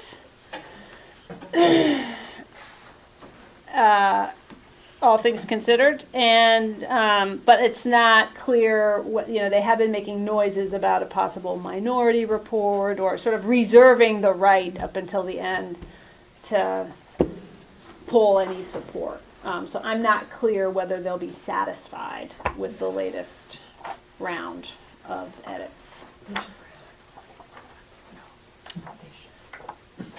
Kim? Kim? I'm pretty sure the state employees don't have an income sensitized component, right? No, they do not. And by income sensitive, do you mean income subsidized? Like, the lower the income, the more it would be subsidized? Or the lower the income? Yeah, so this is why I was very strongly opposed to having a recommendation in the report that we do this, because we literally took 0 testimony. It was just, well, they do this at Middlebury College, and they do it at UVM, and a couple of support staff units in the state do it.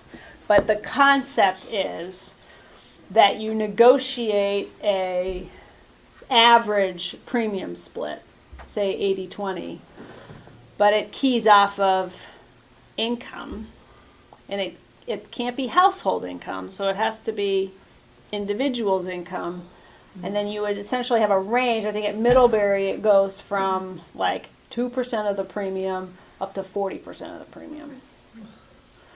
So at one point the commission was saying, individuals on the commission, because I missed one meeting, when they talked about income sensitivity, and they said, well, we have unanimous agreement that income sensitivity must be part of the system. And I said, well, what do you mean? We've just spent an hour talking about how it has to be negotiated. Are you saying that the state's going to tell the parties that they have to negotiate an income sensitized system. I have problems with that. We don't know anything about what that would look like, how it would work, who would collect the data on individuals' income in order to inform the parties that we're negotiating. So if you are immediately injecting a heck of a lot of complexity into a negotiation by saying it has to be this model, and you're telling the parties, basically taking a chip away from either side. I don't know, but doesn't seem, for those of us who are so concerned about changing the dynamic around collective bargaining, telling the parties what they have to bargain is a little inconsistent. So they agreed reluctantly that they really didn't have enough information to make a recommendation that be the system that gets used. But that the commission does think that it's a way to bring support staff and uninsured employees into a system without adding a lot of new costs. Add a lot of new costs to superintendents or people who earn more. But so that's a discussion for the legislature. Can I just clarify, they were not suggesting that it would be income sensitized to pay more than 20%, to balance out so that the average became 80-20. It was just to subsidize those who make less. So they weren't suggesting some teachers are going to pay 25% so that support staff pay 5%. Well, that's the only way you make it work, right? And so what I said to the NEA rep is, are you telling me that your organization is prepared to say to higher paid teachers, we are going to have a system that has you paying 30% of the premium because we care so much about these support staff? Is that what you're saying? Because I find that hard to believe that that's what you're proposing.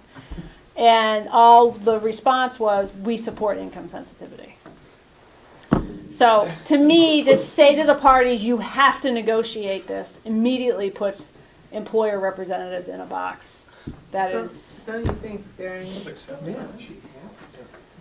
don't you think what they mean by income sensitivity is that the school district comes up with the extra money to? I don't know what they mean because we took no testimony. It was just, this is what they do in Middlebury. Middlebury's not a unionized environment. They're a private employer. They have control over things like tuition. Probably have a wide range of pay scale as well. Potentially. Anyway. So that's where that stands. When we get a final copy, it's supposed to be delivered to the legislature on Friday. I will share that with you. Independent Schools Study Committee.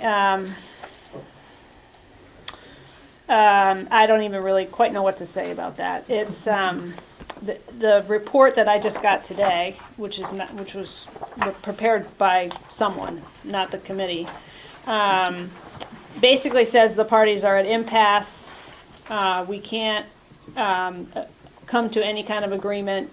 So here's the last draft of legislation we looked at, which was developed by the chair working with Ledge Council. So it wasn't like work product of the committee. It was after every meeting, the chair would say, did Ledge Council draft some stuff? But it wasn't necessarily reflective of the goal, the directives of the group, because there was no directive from the group because there was no agreement about anything. So this report, I think, is largely, non-responsive to the legislative call to address the issues.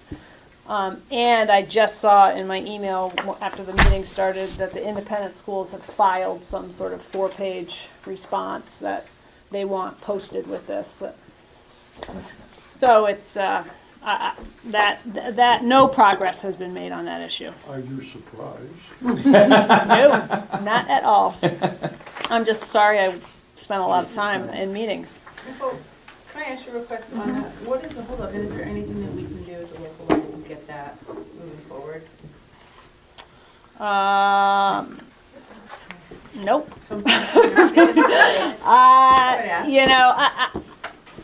I have,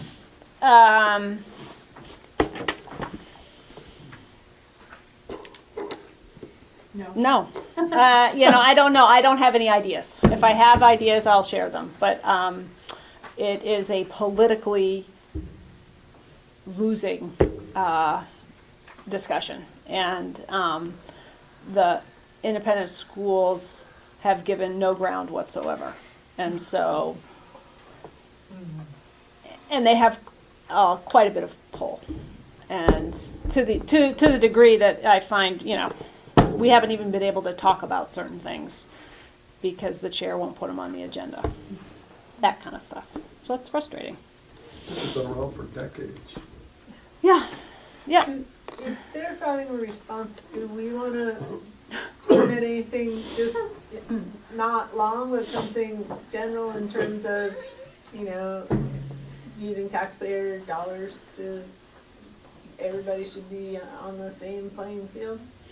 We've submitted countless documents, so I need to talk, so we've been approaching this with the other reps on the committee, with Jeff from the superintendents and Joanne from the special ed administrators. Those three organizations submitted testimony. We're trying to sort of coordinate our, and our last attempt, and maybe we just demand that this get put in, was to have language that was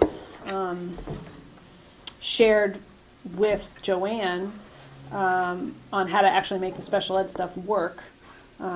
She had asked for it to be on the agenda. It's not on the agenda. Joanne is the head of the special ed administrators. So we have new language. It's not being considered. We could ask that be part of the record also.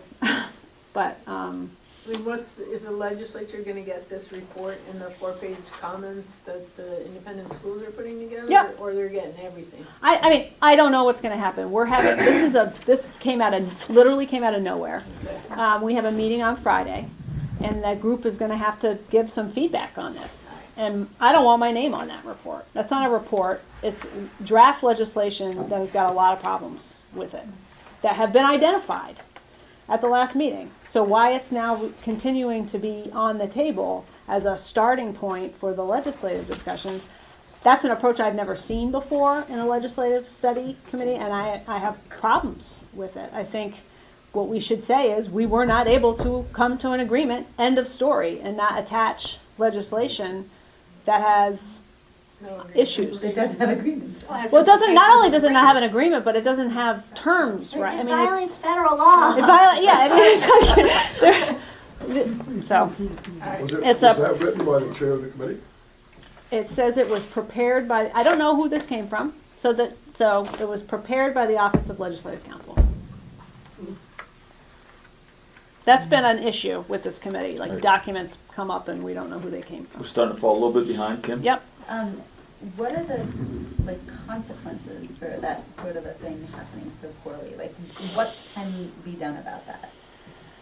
Well, it's that the chair, legislature or- has requested the study, so they have to, and the person, the legislator who was behind it, is the chair, so he's accountable to himself, I suppose.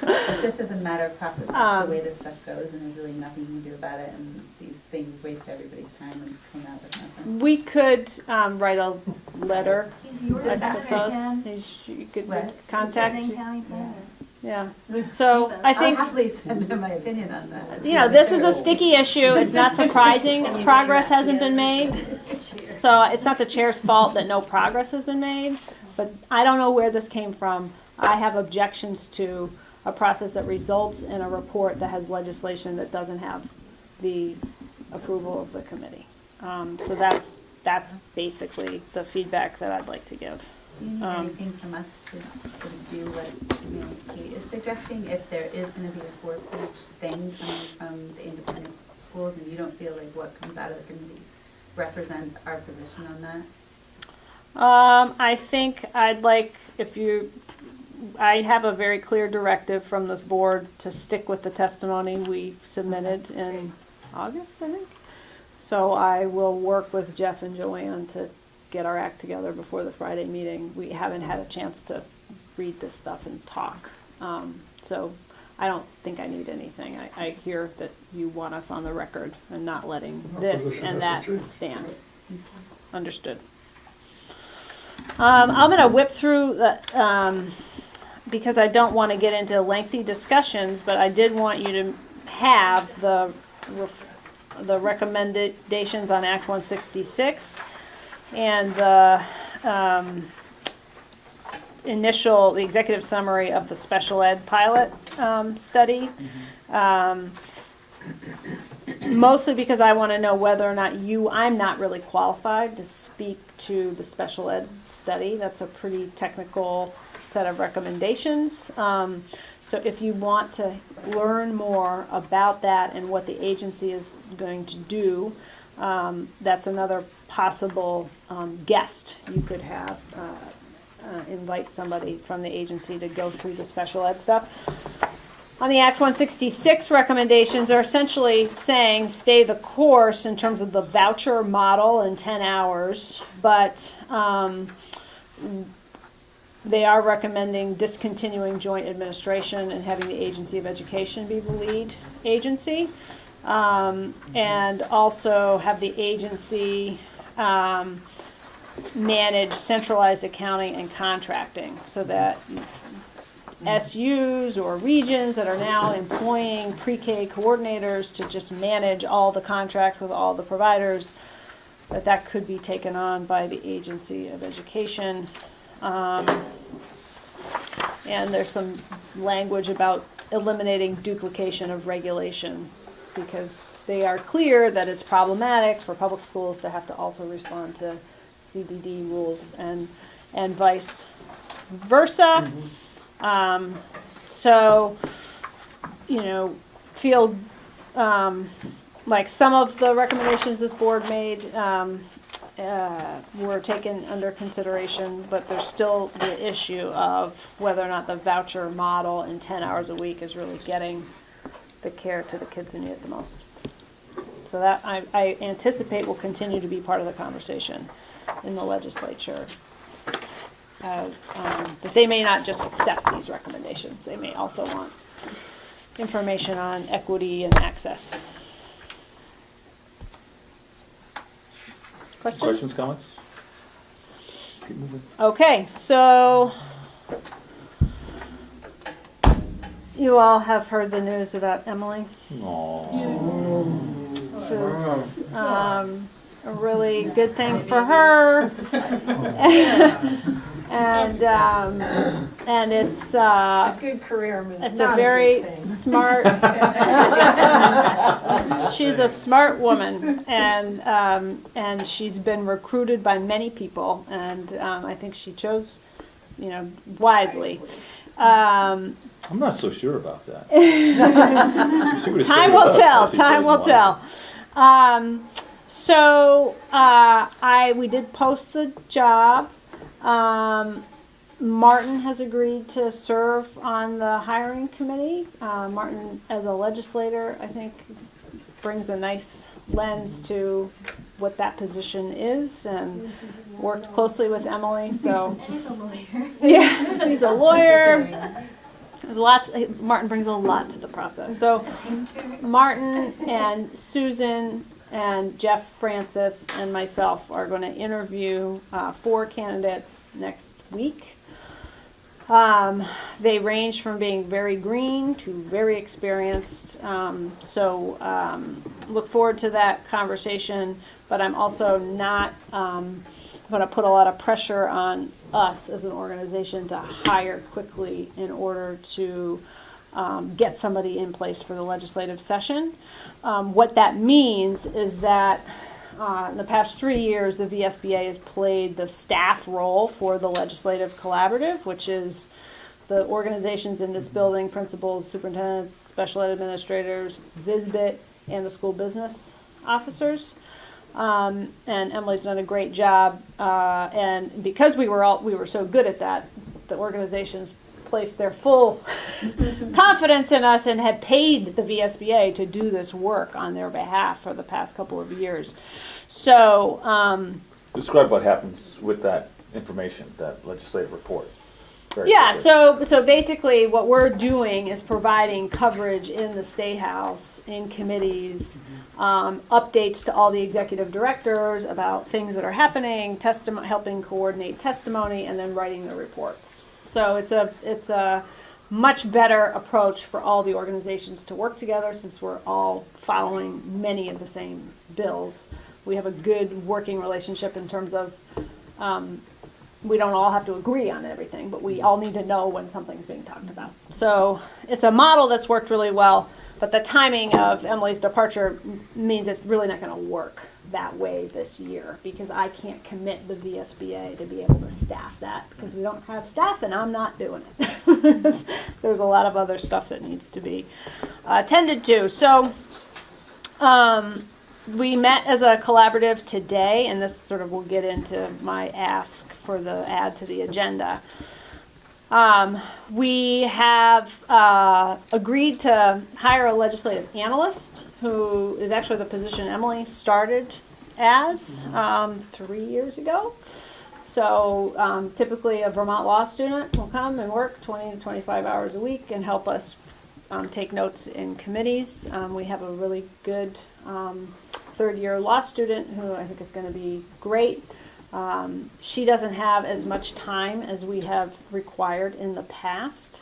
So we're going to do, I think, a hybrid model of an analyst that does a lot of coverage in committees and writing, and then contract out some of the behind-the-scenes monitoring, calendars, schedules, getting executive directors lists of witnesses and links to their testimony and sort of a daily digest of activity, which really requires a certain level of knowledge about how the building works and what needs to be paid attention to when, not necessarily in the building, but connected with that conversation. So we're in discussions with a lobbying firm to do that work behind the scenes. It's very difficult to train somebody in 2 weeks to know how to monitor that building.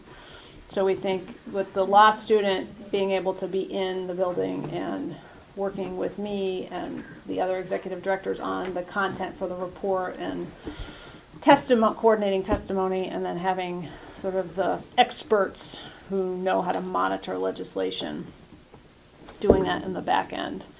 That's the proposal we're working with. That's going to require the VSBA to contribute rather than take. So we've got some budget issues that are budget implications. We had budgeted $14,000 in revenue from the collaborative, which we are now not going to get. The good news is we got that Nellie Mae grant, which was $15,000 of revenue to support Susan's position. So it's that I'm viewing like that was unanticipated revenue, and we have an unanticipated loss, and that's roughly the same amount. So we got lucky on that, but we don't have this budgeted expense, which is why I'm going to ask for use of up to $5,000 in the undesignated, unrestricted net assets. So you'll remember last time you guys said we're going to have $200,000 as restricted. Mm-hmm. We have $93,000 in change above that. And our net assets, we've budgeted $31,000 of that for use this year. And so because this is an unforeseeable, unique expense, I'm asking for use of up to $5,000 so that we can be part of this collaborative. Any questions or comments about that? You want a motion? Yes, I would like a motion. So moved. Okay. I have Who is the motion? Laura Sebelia. Use up to $5,000 in undesignated, unrestricted. So the motion is to use up to $5,000 in unrestricted funds to support the Legislative collaborative. legislative collaborative. 2018. Celeste seconds. Celeste, second. Any further discussion? Is that enough? For what you're Yes, proposing? so we have budgeted $1,000 for the legislative analyst position, so we have $1,000 already in the budget. What we talked about with the other organizations is VSBA having a $6,000 contribution. If And that's on the high end. We're negotiating with the firm, so we're hoping it'll be less than that. But the high end that we've agreed to is 6. Doesn't sound like much money considering what you sound like. Well, that's why we pool it with 5 organizations. Okay. Any Still other, doesn't sound like Laura? Yeah. Can we ask which lobbying firm it is? Well, it's the only lobbying firm that Yes. doesn't have a conflict with us. Everybody else is either representing independent schools or early childhood. Downs, Rackland, Martin.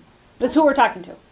I'm not sure whether we're going to get an agreement, but Is that the mayor's firm? yeah. It's the mayor's firm. Yes, yes, it won't be the mayor as of March, but yes. Any others? Questions, comments? All right. All those in favor, please say aye. Aye. Any opposed?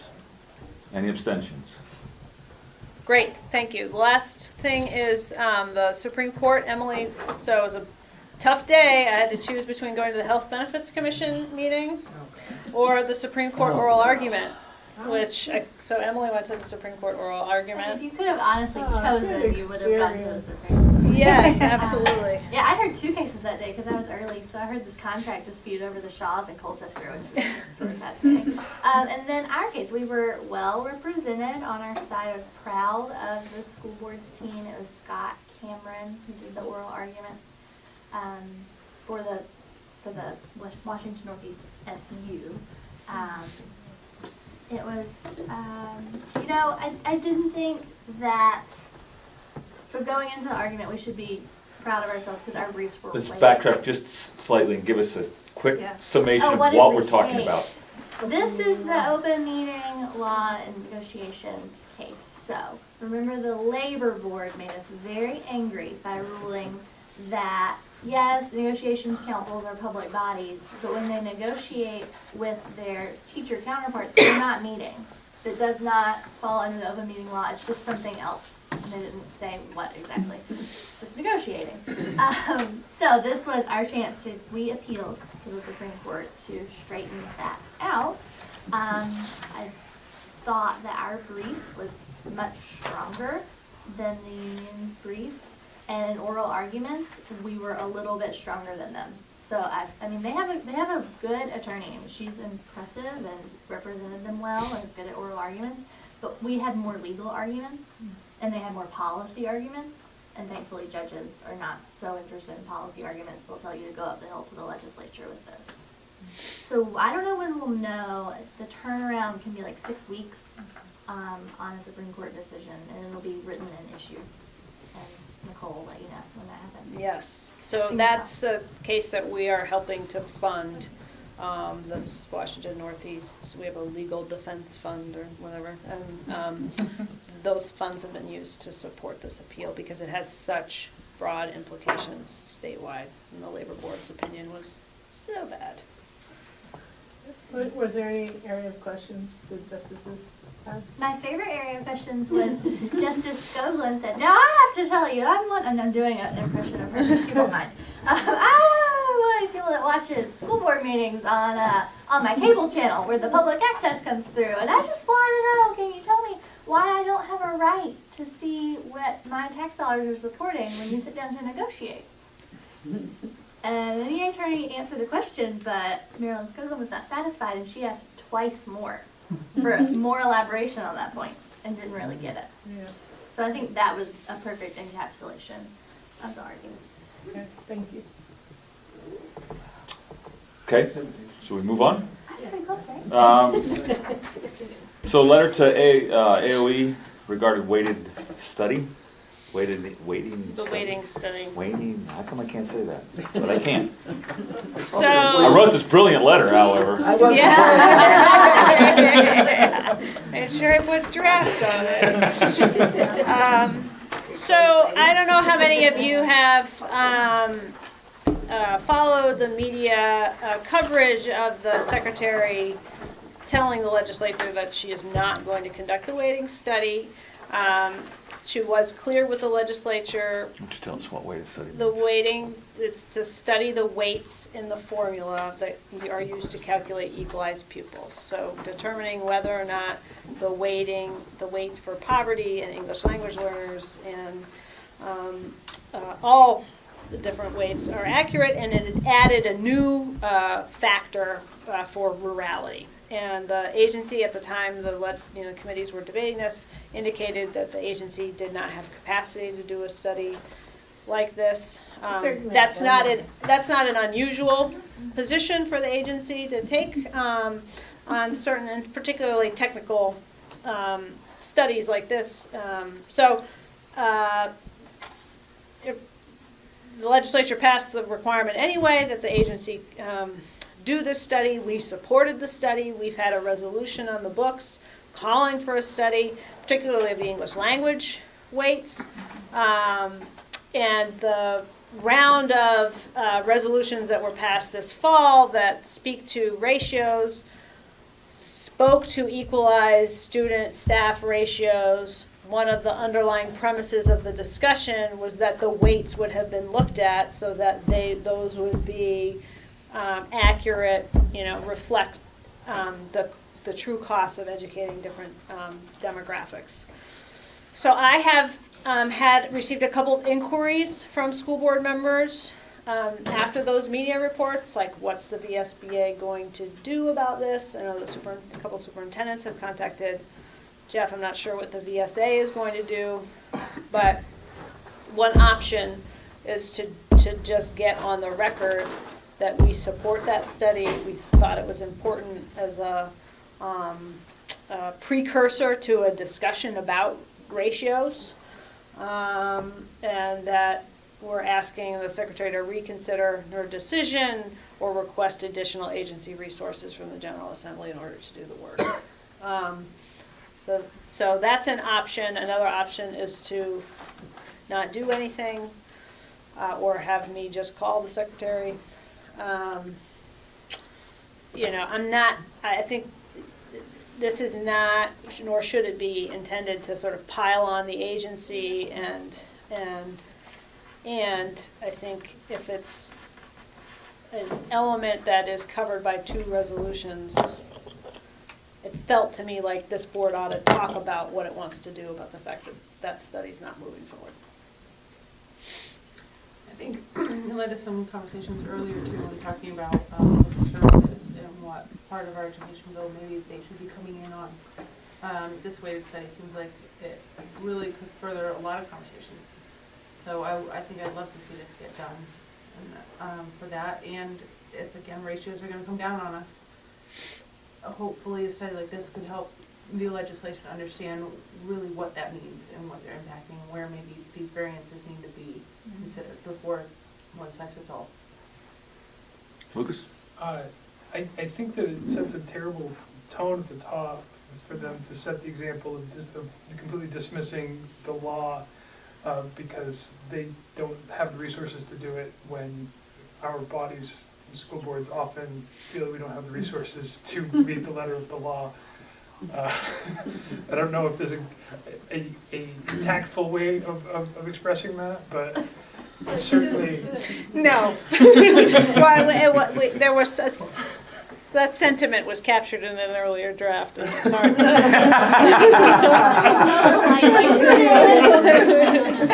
That's great. I think Rebecca should thank us for the letter, because I can't believe, having worked with her some, not a lot, that she necessarily believes all that. I think this is coming from a higher power that don't particularly like some of the studies.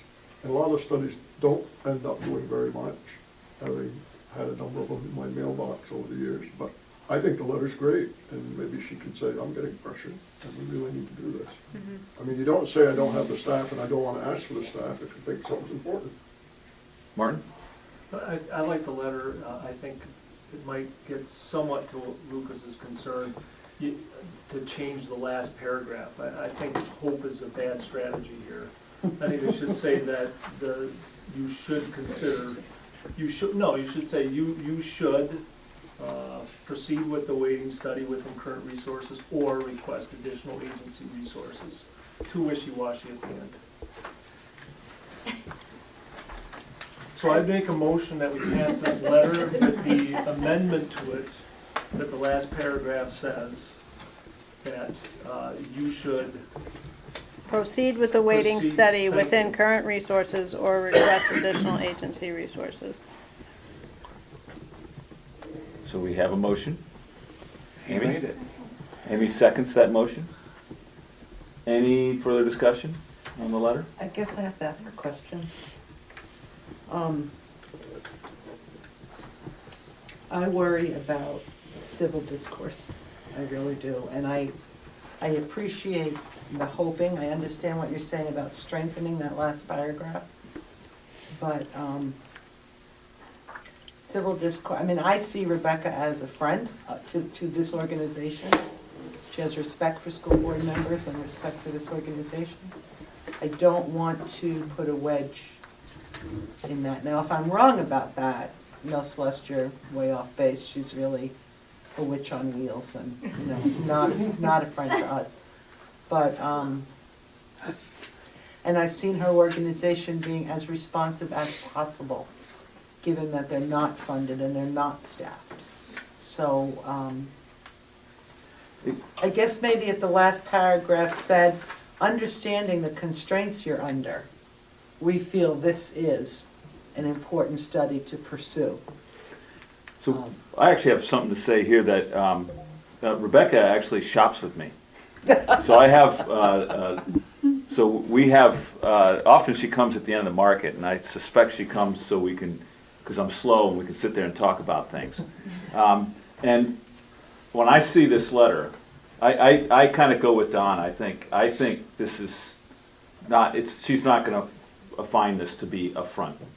We've been very supportive of her, and I feel, and it's going under my name, so I feel okay with it. I don't think we're overstepping. I don't know what Nicole thinks, but I think we're okay with using Martin's increased language there. Do you have an opinion? How about we respectfully request? I would take that amendment of putting respectfully in And then they'll belong to the body. It's kind of what you do. All right, so we'll dispense with the whole parliamentary thing. I know Clarence loves that stuff, but are you okay with that? I respectfully request that you proceed with the weighting study within current Are resources. you okay with that? All right, so we're Yeah, I there. was using support, but With current I think either one would work. Okay, so there was a bunch of hands that went up. Are you guys all, Mine was just saying, you know, we support the weighted study and requesting additional resources. But I think those all accomplish the Okay. same thing. Kim? Would the letter then be in lieu of a conversation that Nicole might be able to have or choose to have on the same topic? Only because I'm wondering if that allows us to know how we best support her to get this done. This needs to be done. What else can we do to help you? Gio sent his letter. What else? Yeah, so I had a brief conversation with Rebecca today. I said that we were going to be talking about this tonight and that I would let her know what the board's decision was. She was frustrated, and I respect that. And we do work well with her. And she's the Secretary of the Agency of Education, responsible enforcing the laws of the land, and so she has a job to do. We have an obligation to represent the membership, and sometimes that's gonna mean we, and I think we just need to be, really respectful and straightforward, and not send this off to the media or try to inflame the situation. No. It's just, we're on the record as saying we think this is important. Melanie? Do you think there's any unintended consequences that she may foresee that is causing her hesitancy in moving forward with something like this?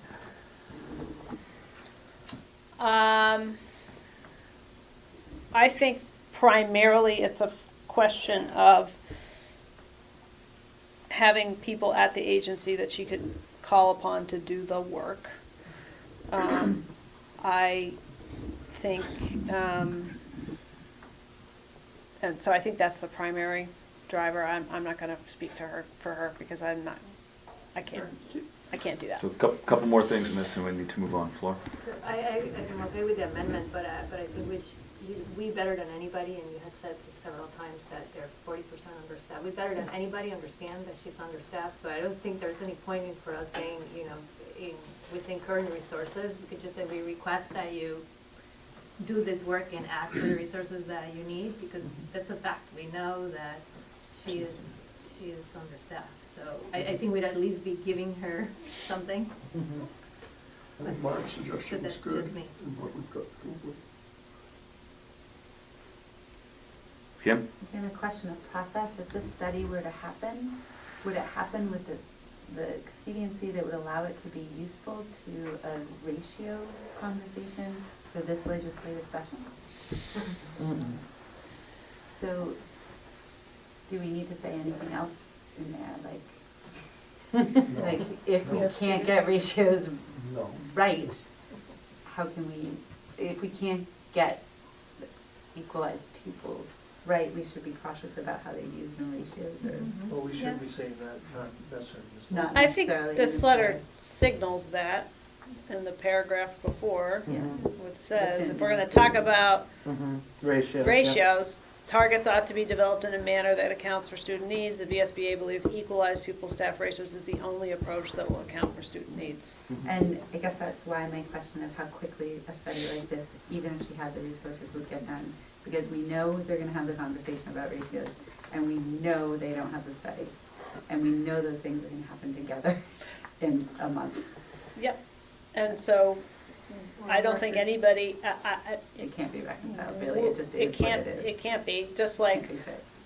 we're not gonna fix the FY19 budget situation with a mandate on ratios, that's ludicrous. So It's not maybe to gonna happen. Mel's question, do you think that's part of it, that she doesn't want to expend resources on a study that's going to be moot once the I don't know. ratio thing happens in a month? So- It would still be needed, of course, but. I'm feeling a lot of pressure here to Yeah. end this meeting, because if I don't, I'll never hear the end of it. Yeah. It's short.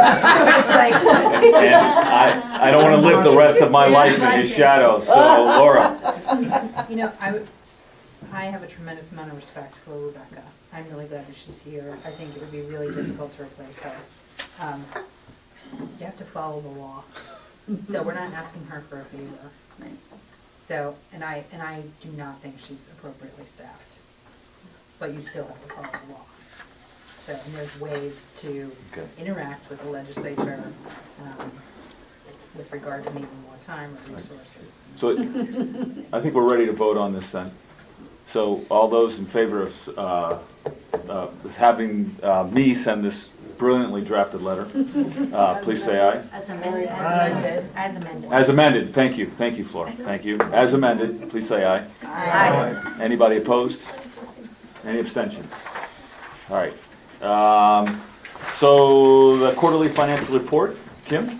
I'm going to catch you up because unless anybody has questions, the thing I think we most want to point to is that which was approved last month was putting in the restricted category under our balance sheet.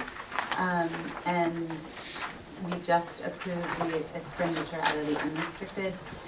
The other piece that we spoke about, Nicole and Carrie and myself via email that we're going to think about, it was a little bit difficult to look at a quarter where there was like nothing in a line item because there was no expectation of expenditures in the quarter. So we're trying to figure out how to better present the information because even as I looked at it in draft, I had questions and we might want to do either year-to-date or Carrie had an idea. So Nicole and I bounced a couple ideas and with Carrie we'll figure out for next quarter how to either add a column so it does all of it or figure out how best to give it to you guys so that that piece isn't confusing.